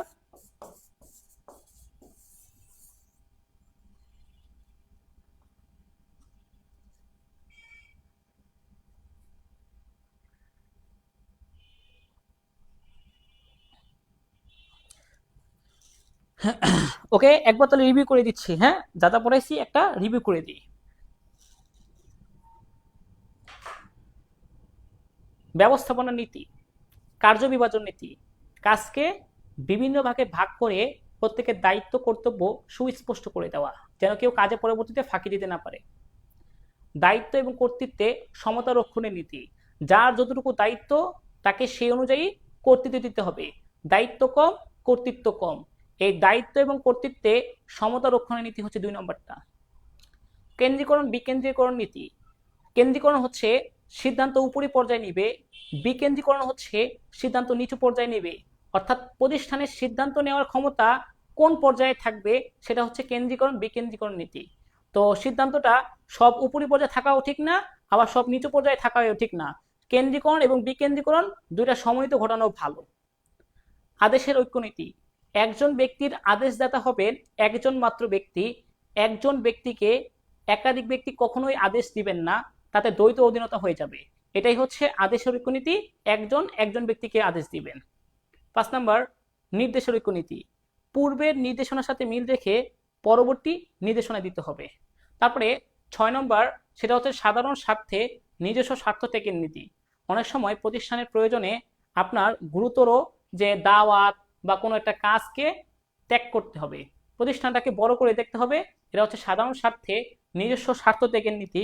7 নম্বর হচ্ছে জোড়াময় শিকলের নীতি, একদম প্রতিষ্ঠানের উপরি স্তর থেকে নিচু স্তর পর্যন্ত কে কার ঊর্ধ্বতন, কে কার অধস্তন কর্মকর্তা, এটা যেন আপনার পরিষ্কার ধারণা থাকে, সেটা হচ্ছে সাধারণ স্বার্থে নিজস্ব স্বার্থ ত্যাগের নীতি। না সরি ভুল হয়েছে, সেটা হচ্ছে শৃঙ্খলা নীতি, জোড়াময় শিকলের নীতি, একদম উপরি পর্যায় থেকে নিচু পর্যায় পর্যন্ত কে কার ঊর্ধ্বতন, কে কার অধস্তন, যেন ক্লিয়ার ধারণা থাকে। নিয়মানুবর্তিতা নীতি, প্রতিষ্ঠানের জন্য উত্তম নিয়ম নীতি থাকবে, একদম সবাই সেটা পালন করতে থাকবে, পাংচুয়ালিটির বিষয়টা। 9 নম্বরটা হচ্ছে শৃঙ্খলা নীতি, যোগ্য ব্যক্তিকে যোগ্য স্থানে, সঠিক বস্তুকে সঠিক স্থানে বসাবেন, শৃঙ্খলা নীতি। অযোগ্য ব্যক্তিকে দিয়ে যোগ্য কাজ কখনো হয় না। পারিশ্রমিক নীতি 10 নম্বর, একদম প্রতিষ্ঠানের মেধা, কর্মীদের মেধা, যোগ্যতা, দক্ষতা, কাজের ধরন এগুলো বিবেচনা করে তার পারিশ্রমিক নির্ধারণ করতে হবে, যেন সে অসন্তুষ্ট না হয়। 11 নম্বর হচ্ছে আপনার এই একটা মনে মিসিং হয়ে গেছে এখানে, চাকরির স্থায়িত্ব নীতিটা দেখাই নেই। 11 নম্বরটা হচ্ছে আপনার সাম্যের নীতি, সবাইকে কি করতে হবে, সাম্য নীতি আপনাকে স্থায়িত্ব পড়ে না, একটা মনে মিসিং হয়েছে। হ্যাঁ, 11 নম্বরটা হচ্ছে সাম্যের নীতি, সাম্যের নীতি সবাইকে সমান চোখে দেখতে হবে। হ্যাঁ, এটা তো দেখাই নাই। চাকরির স্থায়িত্ব নীতি, কর্মীদের চাকরির মেয়াদ পার্মানেন্ট করতে হবে, যেন তারা কাজের প্রতি সবাই গিয়া থাকে, উৎকণ্ঠায় না থাকে, চিন্তিত না থাকে। সবাইকে চাকরির মেয়াদ তারা সবাইকে কি করতে হবে, একটা ফিক্স করে দিতে হবে, স্থায়ী করতে হবে। নয়তো তারা কাজ করতে আগ্রহী হারিয়ে ফেলবে, সবসময় একটা ভয় থাকবে, হ্যাঁ কাজ চলে গেল, হ্যাঁ কাজ চলে যেতে পারে, এরকম যেন না হয়। সবাই চায় চাকরি তাতে যেন আগ্রহী করতে, কাজ চাকরিতে যেন তারা আগ্রহ সহকারে কাজ করতে পারে। অর্থাৎ চাকরির স্থায়িত্ব নীতি হচ্ছে আপনার প্রতিষ্ঠানের কর্মীদের চাকরি পার্মানেন্ট থাকবে, যেন 6 মাস বা 9 মাসের জন্য পার্মানেন্ট, যেন ওই সময় ভালো করতে পারলে তাকে আমরা আরো মেয়াদ বাড়াই দিতে পারি। উদ্যোগের নীতি, প্রতিষ্ঠানের সবার নিজ নিজ অবস্থান থেকে স্ব উদ্যোগী হইতে হবে, প্রতিষ্ঠানকে নতুন নতুন ধারণা দিতে হবে। আর 14 নম্বর হচ্ছে একতাই বল নীতি, সবাইকে পারস্পরিক সহযোগিতার মাধ্যমে একে অন্যকে এগিয়ে যেতে হবে। আর একতাই বল নীতির পরে হচ্ছে 3টা ব্যতিক্রমের নীতি আছে, সেইগুলো নীতিগুলো হচ্ছে, একটা হচ্ছে আপনার এই নমনীয়তা নীতি, অবস্থার পরিবর্তন আসলে সেই পরিবর্তিত পরিস্থিতিতে খাপ খাওয়ানো। ভারসাম্য নীতি, সবাইকে ভারসাম্য মানে সমান কাজের বিধান দেওয়া, কেউ যেন কাজে ভারগ্রস্ত না হয়ে যায়। আর এটা হচ্ছে ব্যতিক্রমের নীতি, এটা এখানে না, ব্যতিক্রমের নীতি, বিশেষ কাজে বিশেষ সতর্কতা অবলম্বন করতে হবে, যেন ওই কাজগুলো ভুল না হয়, ওই কাজ ভুল হলে পুরো প্রতিষ্ঠান শেষ। এজন্য বিশেষ সতর্কতা অবলম্বন করা হচ্ছে ব্যতিক্রমের নীতি। এবার আপনারা বলবেন। হ্যাঁ,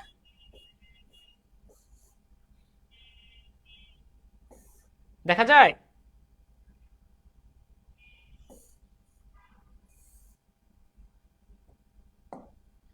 মধুমতি কোম্পানি একটি নামকরা ব্যবসা প্রতিষ্ঠান, কিন্তু প্রতিষ্ঠানের কর্মীদের উদাসীনতার কারণে বিগত বছরে লাভজনক ফলাফল অর্জন করতে পারেনি। এক্ষেত্রে কর্তৃপক্ষ আলাদাভাবে একজন মানব সম্পদ ব্যবস্থাপক নিয়োগ দেন। নতুন ব্যবস্থাপক মিস্টার সুজন মিয়া লক্ষ্য করলেন যে এখানকার কর্মীরা তাদের দায়িত্ব সঠিকভাবে পালন করছে না। তিনি অনুসন্ধানে জানতে পারলেন যে প্রতিষ্ঠানের অনেক কর্মীর নিয়োগ অস্থায়ী এবং কিছু কর্মীর নিয়োগ চুক্তিভিত্তিক, তাই দক্ষ কর্মীরা প্রতিষ্ঠান ত্যাগ করতে বাধ্য হচ্ছে। তাই তিনি প্রতিষ্ঠানের ঊর্ধ্বতন কর্তৃপক্ষের সাথে আলোচনাপূর্বক উল্লেখিত সমস্যা সমাধানের জন্য কার্যকর পদক্ষেপ গ্রহণের সিদ্ধান্ত নিলেন। তো উদ্দীপকে প্রতিষ্ঠানের ব্যবস্থাপনার কোন নীতির অনুপস্থিতি ঘটেছে বলেন তো দেখি, ভালো করে খেয়াল করেন। এখানকার কর্মীরা তাদের দায়িত্ব সঠিকভাবে পালন করছে না। তিনি অনুসন্ধানে জানতে পারলেন যে প্রতিষ্ঠানের অনেক কর্মীর নিয়োগ অস্থায়ী এবং কিছু কর্মীর নিয়োগ চুক্তিভিত্তিক, তাই দক্ষ কর্মীরা প্রতিষ্ঠান ত্যাগ করতে বাধ্য হচ্ছে। কোন নীতির অনুপস্থিতি আছে বলেন?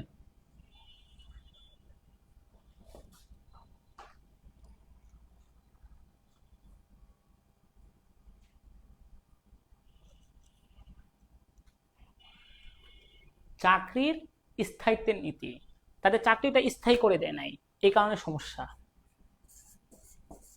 চাকরির স্থায়িত্বের নীতি,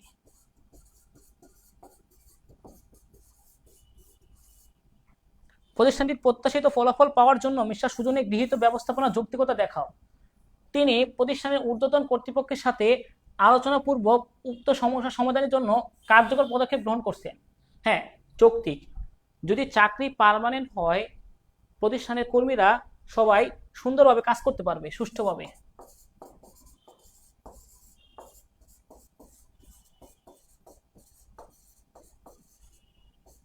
সুষ্ঠুভাবে কাজ সম্পাদন করতে পারবে। এজন্য কি করতে হবে? চাকরি স্থায়িত্ব পার্মানেন্ট করতে হবে।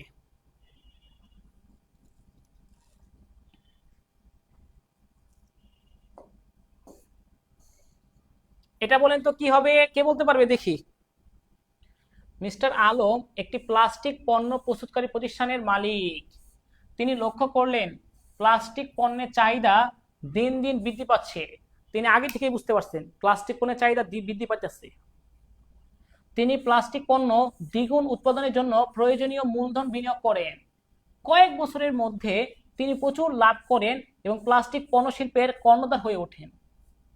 তার প্রতিষ্ঠানের কর্মীগণ প্রতি মাসের প্রথম দিনে বেতন পেয়ে থাকেন, তাই কর্মীগণ খুশি মনে উৎপাদন কাজে নিয়োজিত থাকে। দেখেন তিনি কত চালাক, তিনি কর্মীদের মাসের 1 তারিখে বেতন দিয়ে দেন, সবাই খুশি। আর তিনি আগে থেকে অনুমান করছেন যে প্লাস্টিকের চাহিদা বাড়বে। উদ্দীপকে সুষ্ঠু উৎপাদনের জন্য ব্যবস্থাপনা কোন নীতির কথা বলা হয়েছে? তারপরে হচ্ছে উদ্দীপকে বর্ণিত প্রতিষ্ঠানে উৎপাদন দ্বিগুণ করার জন্য ব্যবস্থাপকের কোন গুণটি ফুটে উঠেছে? ব্যবস্থাপকের কোন গুণ? কারিগরি দক্ষতা, মানবীয় বা আন্তঃব্যক্তিক দক্ষতা, ধারণাগত দক্ষতা, কল্পনা সংক্রান্ত দক্ষতা, কোনটা হবে?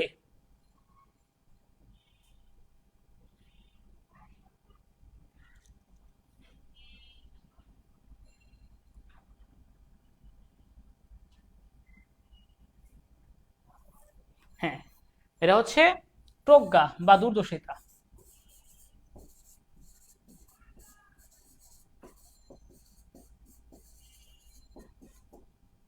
ভবিষ্যতে কি হবে সেটা আগে থেকে অনুমান করা হচ্ছে ব্যবস্থাপকের একটা গুণ। সেই গুণটা হচ্ছে প্রজ্ঞা বা দূরদর্শিতার গুণ, যে ভবিষ্যৎকে আগে থেকে অনুমান করা। আপনাদের এইচএসসিতে প্রশ্ন কেমন আসবে সেটা যদি আমি আগে থেকে অনুমান করতে পারি, তাহলে আমার এই প্রজ্ঞা বা দূরদর্শিতা আছে। আর এটা কি হবে? উদ্দীপকে বর্ণিত প্রতিষ্ঠানের, না এটা না, সুষ্ঠু উৎপাদনের জন্য ব্যবস্থাপনা কোন নীতির? এটা কোন নীতি? এটা কি বলতে পারবেন? পারিশ্রমিকের।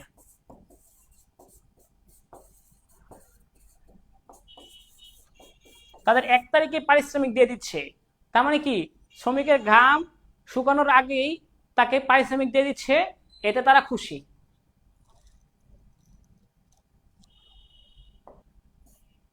ওকে, এগুলো তো একটু কঠিন পেঁচানো ছিল, সহজ ছিল না। এটা বলেন, এটা সহজ আছে। নিয়ন লিজিং একটি বিখ্যাত ঋণদানকারী প্রতিষ্ঠান। এর প্রত্যেকটি কাজ বৈশিষ্ট্য অনুযায়ী বিভক্ত এবং কর্মীরা নিজ নিজ কর্মে বিশেষ যোগ্যতা সম্পন্ন। গুরুত্বপূর্ণ বা তুচ্ছ সব সিদ্ধান্তই প্রধান কার্যালয় থেকে গৃহীত হয়। গুরুত্বপূর্ণ সিদ্ধান্ত হোক আর তুচ্ছ সিদ্ধান্ত হোক, সিদ্ধান্ত হয় কি প্রধান কার্যালয় থেকে গৃহীত হয়। এর ফলে অনেক কাজ ধীর গতি সম্পন্ন হয়, মাঠ প্রশাসনে অসন্তোষ বিরাজ করতেছে। তো আমাকে একটু বলেন, এই যে প্রত্যেকটি কাজ বৈশিষ্ট্য অনুযায়ী বিভক্ত এবং কর্মীরা নিজ নিজ কর্মে বিশেষ যোগ্যতা সম্পন্ন, মাঠ প্রশাসনের অসন্তোষ দূরীকরণে নিয়ন লিজিং এর জন্য অনুসরণযোগ্য ব্যবস্থাপনা নীতি সুপারিশ করো। একটু দাঁড়ান, আমি একটু প্রশ্নটা দেখে নিই। এটা প্রশ্নটা এখানে দিতে ভুল করে ফেলছে।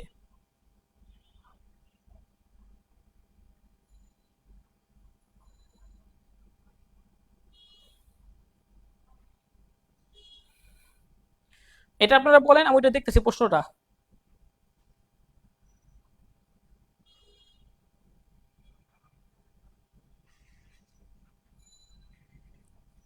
ওকে, এটা কোন নীতি?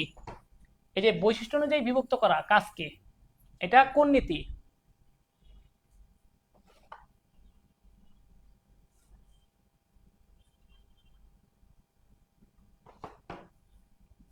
এখানে বিকেন্দ্রীকরণ করতে হবে কিছু কাজ, ঠিক আছে? কেন বিকেন্দ্রীকরণ করতে হবে? সব সিদ্ধান্ত উপরি পর্যায়ে নিলে তো হবে না, কিছু ছোট ছোট সিদ্ধান্তগুলো নিচু পর্যায়ে দিয়ে দেওয়া উচিত, তাতে তারা খুশি থাকবে, কর্মীরা খুশি থাকবে। আর এটা কোন নীতির কথা বলছে? বৈশিষ্ট্য অনুযায়ী বিভক্ত করা, কার্য বিভাজন, কাজকে বিভক্ত করা।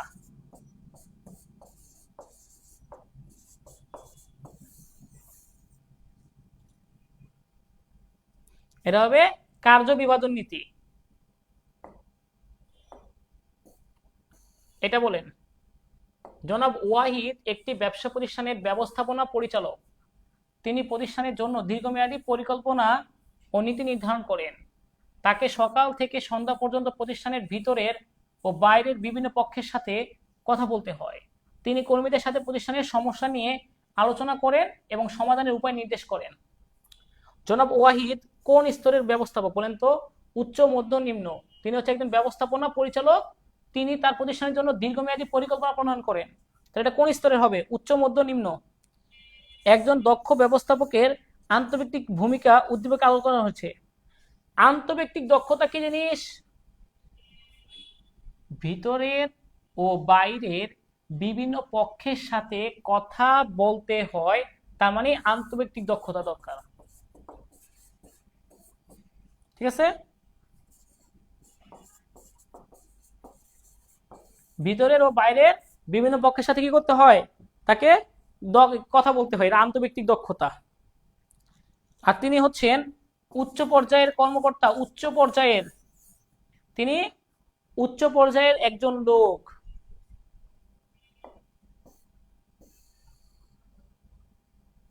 মিস্টার রফিকের ফুটওয়্যার কোম্পানিতে 10 জন সুপারভাইজার রয়েছে। প্রত্যেক সুপারভাইজারের অধীনে 10 জনের বেশি অধস্তন কাজ করে না। কতজন করে কাজ করে?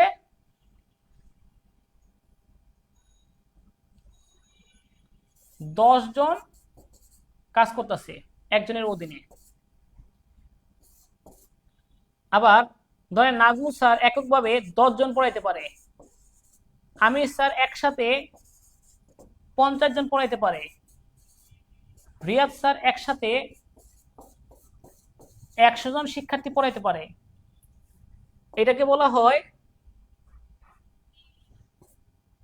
নিয়ন্ত্রণের পরিসর।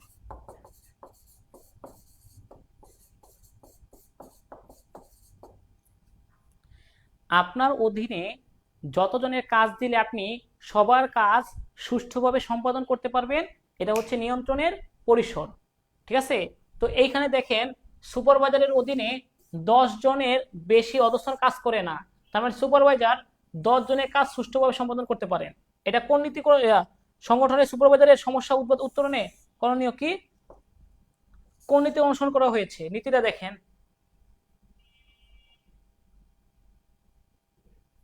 সংগঠনের, এটা সংগঠনের নীতি। এটা হলো ব্যবস্থাপনা নীতি না, সংগঠনের নীতি, নিয়ন্ত্রণের পরিসর। অন্য অধ্যায়ের প্রশ্ন এসে বসছে এখানে, নিয়ন্ত্রণের পরিসর। এটা কিন্তু সংগঠনের নীতি কথা বলছে, ব্যবস্থাপনা 14টা নীতি না। আচ্ছা, এরপরে দেখেন, ফলে সবার কাজ সুপারভাইজারগণ সহজে দেখাশোনা করতে পারেন। তবে একজন সুপারভাইজারকে আদেশ দেওয়ার জন্য একাধিক কর্মকর্তা রয়েছে। সুপারভাইজার তাকে আদেশ দেন একাধিক ব্যক্তি, ধরেন 3 জন আদেশ দেন, তাহলে তখন তো একজন সুপারভাইজারকে একই সময়ে একাধিক কর্মকর্তার আদেশ অনুযায়ী কাজ করতে হয়। এটা অনেক সময় বিব্রতকর অবস্থায় সম্মুখীন হন। তাহলে এটা কি হবে বলেন তো? কোন নীতি? এই সমস্যার সংগঠনটিতে সুপারভাইজারের সমস্যা। এই যে সুপারভাইজার আপনার একাধিক ব্যক্তির কাছ থেকে একই সময়ে আদেশ পান, এর ফলে যে সমস্যার সৃষ্টি হচ্ছে সেটা হচ্ছে দ্বৈত অধীনতা হচ্ছে। অর্থাৎ এই দ্বৈত অধীনতা থেকে মুক্তির জন্য আদেশের ঐক্যনীতি পালন করতে হবে।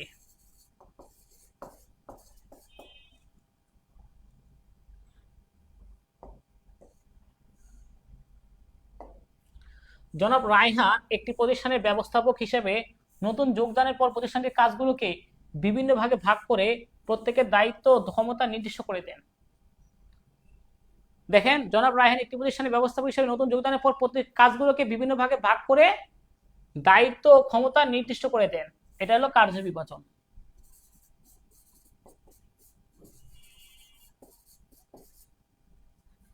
পরবর্তীতে তিনি লক্ষ্য করলেন কর্মীরা তাদের দায়িত্ব ও যথাযথভাবে পালন করছে না। অনুসন্ধানে জানতে পারলেন প্রতিষ্ঠানের বেশিরভাগ কর্মীর নিয়োগ অস্থায়ী প্রকৃতির হওয়ায় চাকরি চলে যাওয়ার ভয়ে, উদ্বেগে, উৎকণ্ঠা থেকে কাজের প্রতি আগ্রহী হারিয়ে ফেলেছে, চাকরি নিয়ে অন্যত্র চলে যাচ্ছেন। বিষয়টি নিয়ে জনাব রায়হান চিন্তিত। তো উদ্দীপকে জনাব রায়হান ব্যবস্থাপনার কোন নীতি অনুসরণ করছেন? এটা ব্যবস্থাপকগণ কোন নীতি অনুসরণের মাধ্যমে সমস্যা সমাধান করতে পারবেন বলেন তো? কোন নীতি হবে? এই অস্থায়ী প্রকৃতি থেকে দূর করার জন্য, এটা তো বুঝতেই পারছেন সহজেই, চাকরির স্থায়িত্বের নীতি।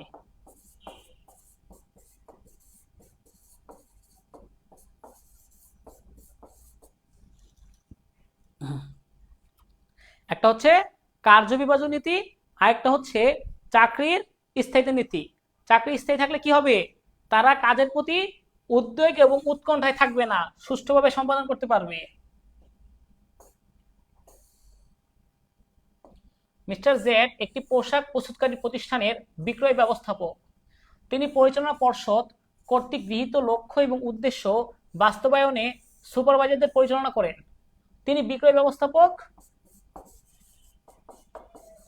তিনি নিয়ন্ত্রণ করেন সুপারভাইজারকে। সুপারভাইজার ফোরম্যান ও কর্মীদের নির্দেশ দেওয়ার ক্ষেত্রে তিনি প্রতিষ্ঠানের মূল উদ্দেশ্যের সাথে যেন সাংঘর্ষিক না হয় সে দিকটা খেয়াল রাখেন, অর্থাৎ প্রতিটি নির্দেশনা যেন একই উদ্দেশ্য বাস্তবায়নের সহায়ক হয় সেদিকে লক্ষ্য রাখেন। যে প্রতিষ্ঠানের যে মূল নির্দেশ তার সাথে মিল রেখে তিনি নির্দেশ দেন, ফলে বিনা বাধায় প্রতিষ্ঠানের উদ্দেশ্য অর্জিত হয়। তো এখন বলেন উদ্দীপকে মিস্টার জেড কোন পর্যায়ের ব্যবস্থাপক? বিক্রয় ব্যবস্থাপক হচ্ছে মধ্য পর্যায়ের লোক। আর এটা কোনটা হবে? হেনরি ফেওয়েলের যে নীতি অনুসরণ করায় প্রতিষ্ঠানটি বাধাহীনভাবে উদ্দেশ্য অর্জন করে চলছে, উদ্দীপকের আলোকে তার মতামত বিশ্লেষণ করো। হেনরি ফেওয়েলের যে নীতি অনুসরণ করায় প্রতিষ্ঠানটি বাধাহীনভাবে উদ্দেশ্য অর্জন করে চলছে, এটা কোন নীতি? তিনি প্রতিষ্ঠানের মূল উদ্দেশ্যের সাথে যেন সাংঘর্ষিক না হয় সেদিকটা খেয়াল রাখেন, অর্থাৎ নির্দেশনা যেন একই উদ্দেশ্য অর্জনে বাস্তবায়নে সহায়ক হয় সেদিকে লক্ষ্য রাখেন। তার মানে এটা হচ্ছে নির্দেশন ঐক্য নীতি।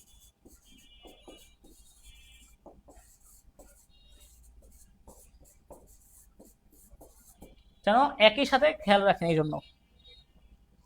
ঠিক আছে, নির্দেশের ঐক্য নীতি। এটা দেখি কে বলতে পারে? জনাব রিমন একটি উৎপাদনমুখী প্রতিষ্ঠানের বিক্রয় ব্যবস্থাপক। একই তো। হ্যাঁ, তিনি তার অধীনস্থ কর্মীদেরকে তাদের দক্ষতা অনুযায়ী কার্য ও দায়িত্ব বন্টন করে দেন। দক্ষতা অনুযায়ী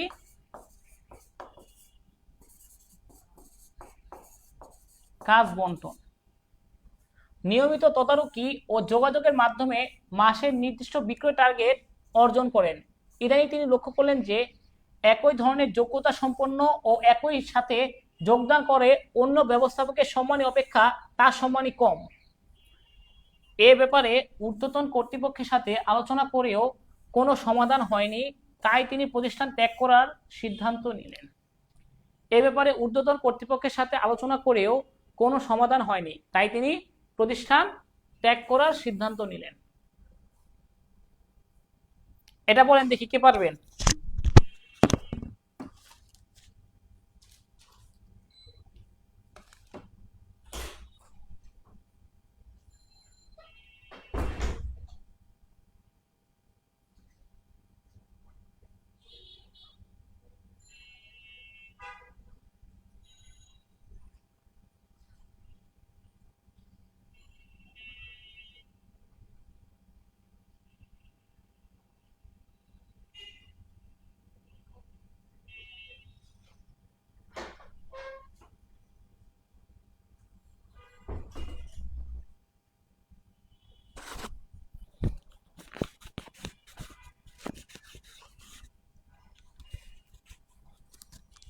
ওকে, বলতেছি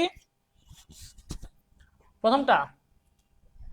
এটা হচ্ছে তিনি অধীনস্থ কর্মীদের দক্ষতা অনুযায়ী কাজ বন্টন, দক্ষতা অনুযায়ী কাজ বন্টন, শৃঙ্খলা নীতি। শৃঙ্খলা নীতি, চাকরি স্থায়ী, পারিশ্রমিকের নীতি, পারিশ্রমিকের নীতি। কারণ একই সাথে দেখে অন্য প্রতিষ্ঠানের ঊর্ধ্বতন কর্মকর্তার সাথে কথা বলে দেখেন, ঊর্ধ্বতন আলোচনা করে কোনো সমাধান হয়নি, সম্মানিক অপেক্ষা কম, তার কাছে মনে হয়েছে সে সম্মানই কম পাচ্ছে। ঠিকই তো, একই পদমর্যাদায় কাজ করলে বেতন থাকবে সমান, কম পাইলে তো সে চলে যাবেই, এটাই স্বাভাবিক। পারিশ্রমিকের নীতি ভঙ্গ হয়েছে।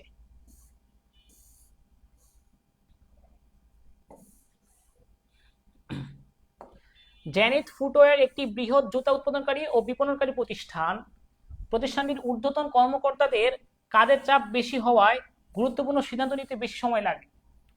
তাছাড়া প্রতিষ্ঠানের নিম্ন স্তরের কর্মীরা ঊর্ধ্বতন কর্মকর্তাদের কাছ থেকে একই সময়ে একাধিক কাজের আদেশ পান, ফলে প্রতিষ্ঠানটির কাজের গতি প্রায়ই বাধাগ্রস্ত হয়।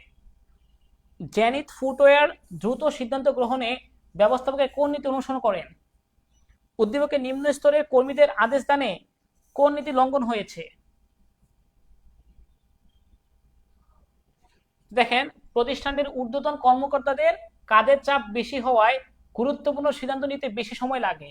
তাছাড়া প্রতিষ্ঠানের নিম্ন স্তরের কর্মীরা ঊর্ধ্বতন কর্মকর্তাদের কাছ থেকে একই সময়ে একাধিক আদেশ পান। তাহলে কোন কোন নীতি হবে? এটা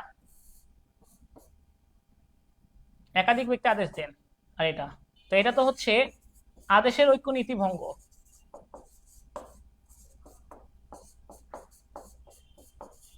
আদেশের ঐক্য নীতি ভঙ্গ হচ্ছে। ঠিক আছে, আরেকটা কি হবে?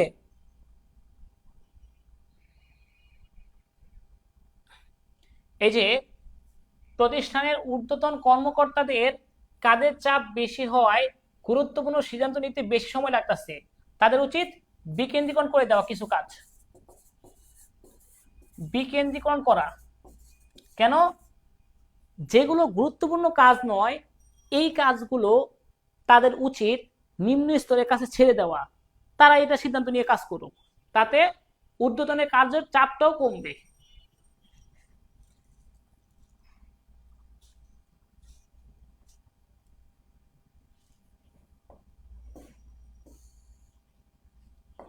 জনাব আমিরুল ইসলাম একটি পোশাক কারখানার কর্ণধার। তিনি প্রতিষ্ঠানটির কর্মীদের যোগ্যতা অনুযায়ী দায়িত্ব বন্টন করে দেন। যোগ্যতা অনুযায়ী দায়িত্ব বন্টন করেন বা দক্ষতা অনুযায়ী দায়িত্ব বন্টন করেন, এটা হচ্ছে শৃঙ্খলার নীতি। ঠিক আছে, মনে রাখবেন, যোগ্যতা অনুযায়ী দক্ষতা অনুযায়ী কাজ ভাগ করে দেওয়া শৃঙ্খলার নীতি, মানে যোগ্য ব্যক্তিকে যোগ্য স্থানে বসাইছেন। আর শুধু সাধারণভাবে কাজ ভাগ করে দেওয়া হচ্ছে, দায়িত্ব কর্তব্য স্পষ্ট করে দেওয়া হচ্ছে আপনার কার্য বিভাজন নীতি। মানব সম্পদ বিভাগের প্রধানকে তিনি আদেশ দিয়েছেন যেন দক্ষ কর্মীদের চাকরির স্থায়ীকরণে দ্রুত পদক্ষেপ গ্রহণ করা হয়, ফলে কর্মীরা স্বতঃস্ফূর্তভাবে কাজ করতে মনোযোগী হয়। তার মানে সেটা হচ্ছে চাকরির স্থায়িত্বের নীতি। চাকরির স্থায়িত্বের নীতি।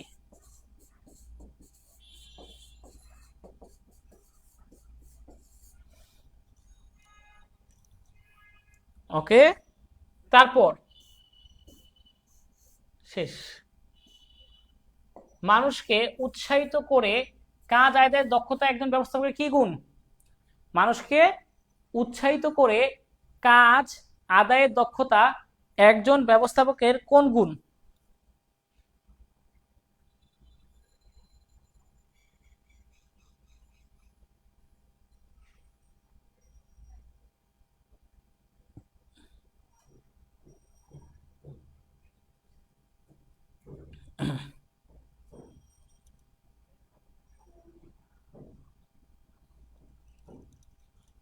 ওকে, দেখি বলেন এটা।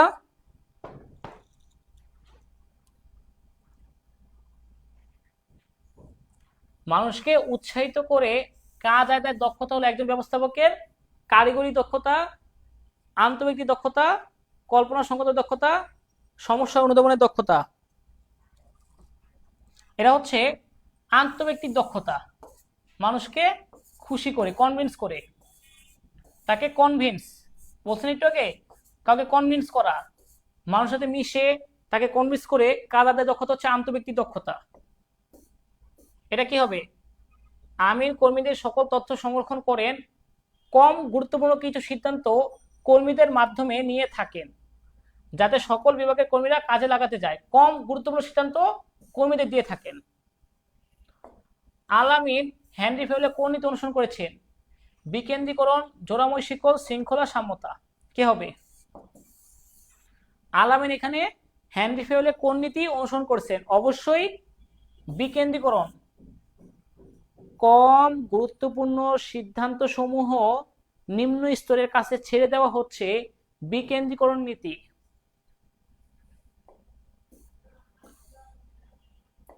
কাজ সম্পাদনের পদ্ধতি ও কৌশল সঠিকভাবে ব্যবহার করতে পারার ক্ষমতা হলো একজন ব্যবস্থাপকের কারিগরি দক্ষতা। আবার দেখেন, কাজ সম্পাদনের পদ্ধতি ও কৌশল সঠিকভাবে ব্যবহার করতে পারার ক্ষমতাটা একজন ব্যবস্থাপকের কারিগরি দক্ষতা। বিষয়ভিত্তিক জ্ঞান, এটা হচ্ছে বিষয়ভিত্তিক জ্ঞান।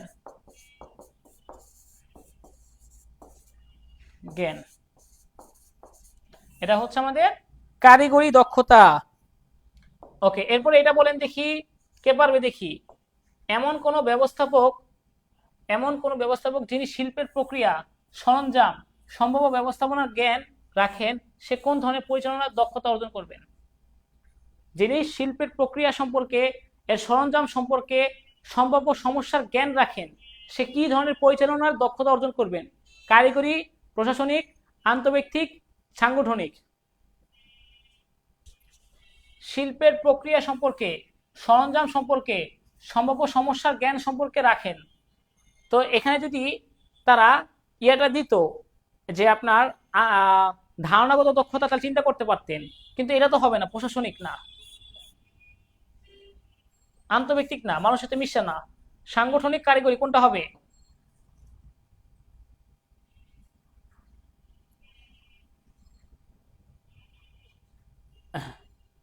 এমন কোন ব্যবস্থাপক যিনি শিল্পের প্রক্রিয়া, অনেকে উত্তর দিতেছে ক, অনেকে, আমি তো দুটো অপশন বাদ দিয়ে দিলাম।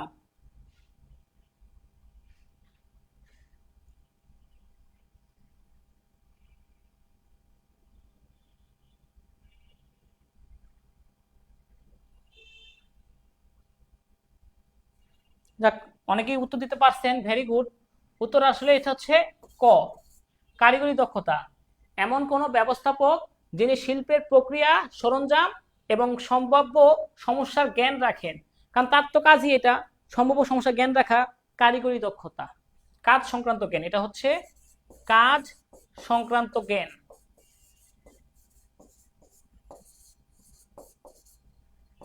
এটাও হবে না। নির্দিষ্ট কার্য সম্পাদন, নির্দিষ্ট ফলাফল অর্জনে একটি বাধ্যবাধকতা কোনটা? কাজ সম্পাদন এবং ফলাফল অর্জনে বাধ্যবাধকতা করতেই হবে।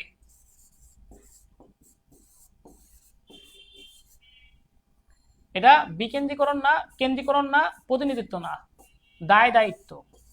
যে আপনার উপর একটা দায়িত্ব দেওয়া হয়েছে, সেই কার্য সম্পাদন করা আপনার জন্য একটা বাধ্যবাধকতা আছে, দায় দায়িত্ব। নির্দিষ্ট কার্য সম্পাদন এবং নির্দিষ্ট ফলাফল অর্জনের একটি বাধ্যবাধকতা হলো দায় দায়িত্ব। ব্যবস্থাপনাকে দেহের কোন অঙ্গের সাথে তুলনা করা হয়েছে? ব্যবস্থাপনা হচ্ছে চক্ষু, ব্যবস্থাপনা চোখ, আর মস্তিষ্ক হচ্ছে প্রশাসন, বাহু হচ্ছে সংগঠন।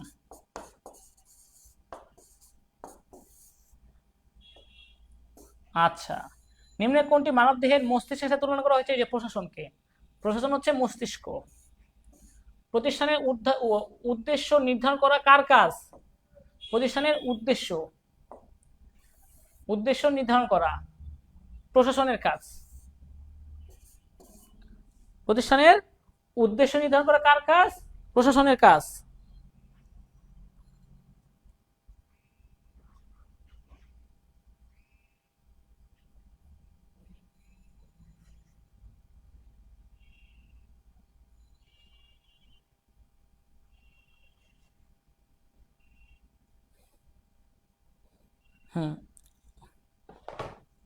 আচ্ছা, তারপর কোনটি প্রশাসকগণ কাদের নিকট, কোম্পানিতে প্রশাসকগণ কাদের নিকট জবাবদিহি করতে হয়? পরিচালক, যারা পরিচালক থাকে, শেয়ার হোল্ডার না, পরিচালকদের নিকট জবাবদিহি করতে হয়। যারা পরিচালক, আর পরিচালকরা শেয়ার হোল্ডার।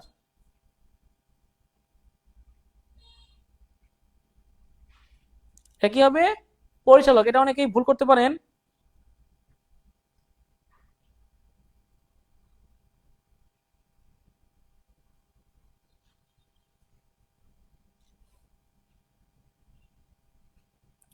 ভুল হয়েছে এটা। কোম্পানির প্রশাসকরা মূলত শেয়ার হোল্ডারদের কাছে ইয়া করেন, শেয়ার হোল্ডার। এটা ভুল হয়েছে, এটার উত্তরটা গ হবে, ঘ। কোম্পানির প্রশাসকগণ তারা জবাবদিহি করেন শেয়ার হোল্ডারদের নিকট। লাস্ট, ব্যবস্থাপনাকে একটি দেহের কোষের সাথে তুলনা করা হয়েছে। ব্যবস্থাপনা চোখের সাথে, ব্যবস্থাপনা চোখ। অধস্তন দিয়ে কাজ করে নেওয়ার ক্ষমতা, অধস্তনদের দিয়ে কাজ করে নেওয়ার ক্ষমতাকে কি বলে? কর্তৃত্ব। এটা একজন জিজ্ঞেস করছিলেন না একটু আগে, কর্তৃত্ব কাকে বলে?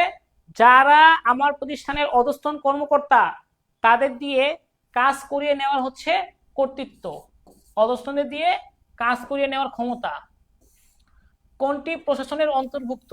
সুপারভাইজার, ফোরম্যান, প্রধান নির্বাহী। প্রধান নির্বাহী হচ্ছে প্রশাসনের অন্তর্ভুক্ত। টিপসই বা চিরাচরিত পদ্ধতির পরিবর্তে প্রতিটি কাজের ক্ষেত্রে বৈজ্ঞানিক পদ্ধতির ব্যবহারের কথা বলেছেন কোন মনীষী? এফ.ডব্লিউ. টেইলর, কারণ তিনি বৈজ্ঞানিক ব্যবস্থাপনার জনক। বৈজ্ঞানিক ব্যবস্থাপনার জনক। এফ.ডব্লিউ. টেইলরের জীবনকাল কত সালের?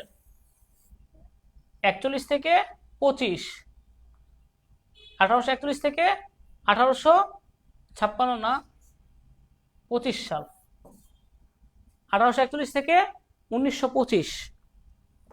এফ.ডব্লিউ. টেইলরের জীবনকাল কত? 1841 থেকে 1925 সাল পর্যন্ত। না, ভুল হয়েছে।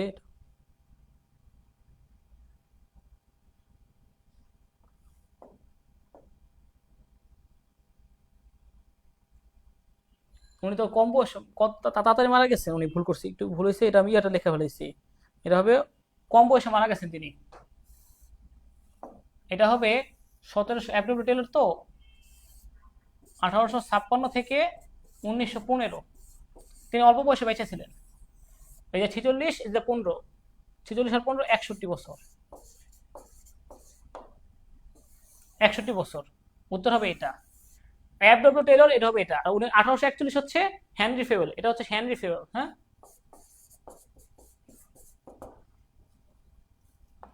হেনরি ফেওয়েল বেশিক্ষণ বেঁচে ছিলেন, এফ.ডব্লিউ. টেইলর না। অ্যাসপিরিট ডি কোর্পস ফরাসি শব্দ থেকে এসেছে। এটা হচ্ছে ফরাসি শব্দ থেকে এসেছে, অ্যাসপিরিট ডি কোর্পস। এগুলো একটু মাথায় রাখেন। প্রিন্সিপাল অফ সায়েন্টিফিক ম্যানেজমেন্ট, এই গ্রন্থটি কে রচনা করছেন? The principal of scientific management, বৈজ্ঞানিক ব্যবস্থাপনার জনক এফ.ডব্লিউ. টেইলর। এফ.ডব্লিউ. টেইলর এই গ্রন্থটি রচনা করছেন। এটা তার সবচেয়ে প্রসিদ্ধ গ্রন্থ এবং জনপ্রিয়, তার প্রধান বই, প্রধান গ্রন্থ এটা, the principal of scientific management. বিখ্যাত বই জেনারেল অ্যান্ড ইন্ডাস্ট্রিয়াল ম্যানেজমেন্ট এর লেখক কে? সেটা হচ্ছে হেনরি ফেওয়েল। এটা লেখক হচ্ছেন হেনরি ফেওয়েল। বৈজ্ঞানিক ব্যবস্থার উদ্বোধনী কি ধরনের বিপ্লব ছিল? বৈজ্ঞানিক ব্যবস্থার উদ্বোধনী ছিল মানসিক বিপ্লব। মুখস্থ করেন এটা, এটা গুরুত্বপূর্ণ, এটা গুরুত্বপূর্ণ। আর 3টা এমসিকিউ দেখাবো, তারপর শেষ করে দেব।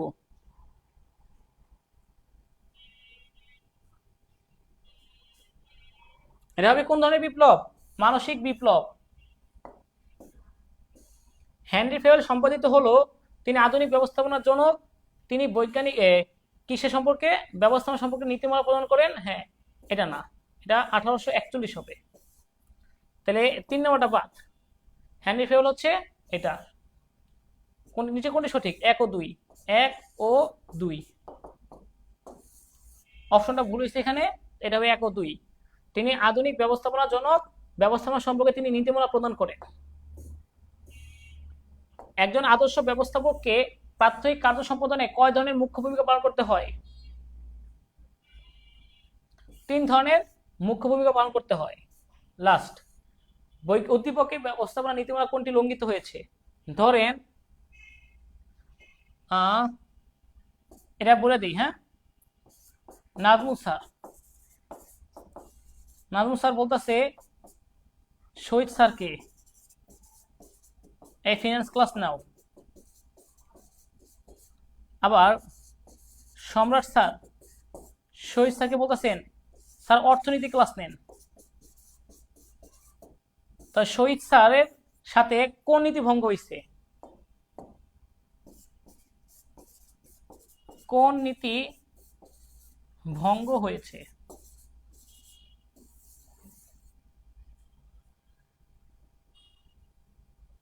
সম্রাট স্যার বলতেছে শহীদ স্যারকে অর্থনীতি ক্লাস নিতে, নাজমুল স্যার বলতেছে ফিনান্স ক্লাস নিতে। তো শহীদ স্যারের সাথে কোন নীতি ভঙ্গ হয়েছে? সাম্যের নীতি, কেন্দ্রীকরণ নীতি, শৃঙ্খলা নীতি, আদেশের ঐক্য নীতি। আদেশের ঐক্য নীতি হচ্ছে একজন ব্যক্তির আদেশদাতা হবেন একজন মাত্র ব্যক্তি। এই নীতিটা ভঙ্গ করছে আপনার নাজমুল স্যার এবং সম্রাট স্যার। তো বুঝতে পারছেন আজকের ক্লাসটি এইটুকুই ছিল আজকের class. Is it clear? Basic CQ MCQ.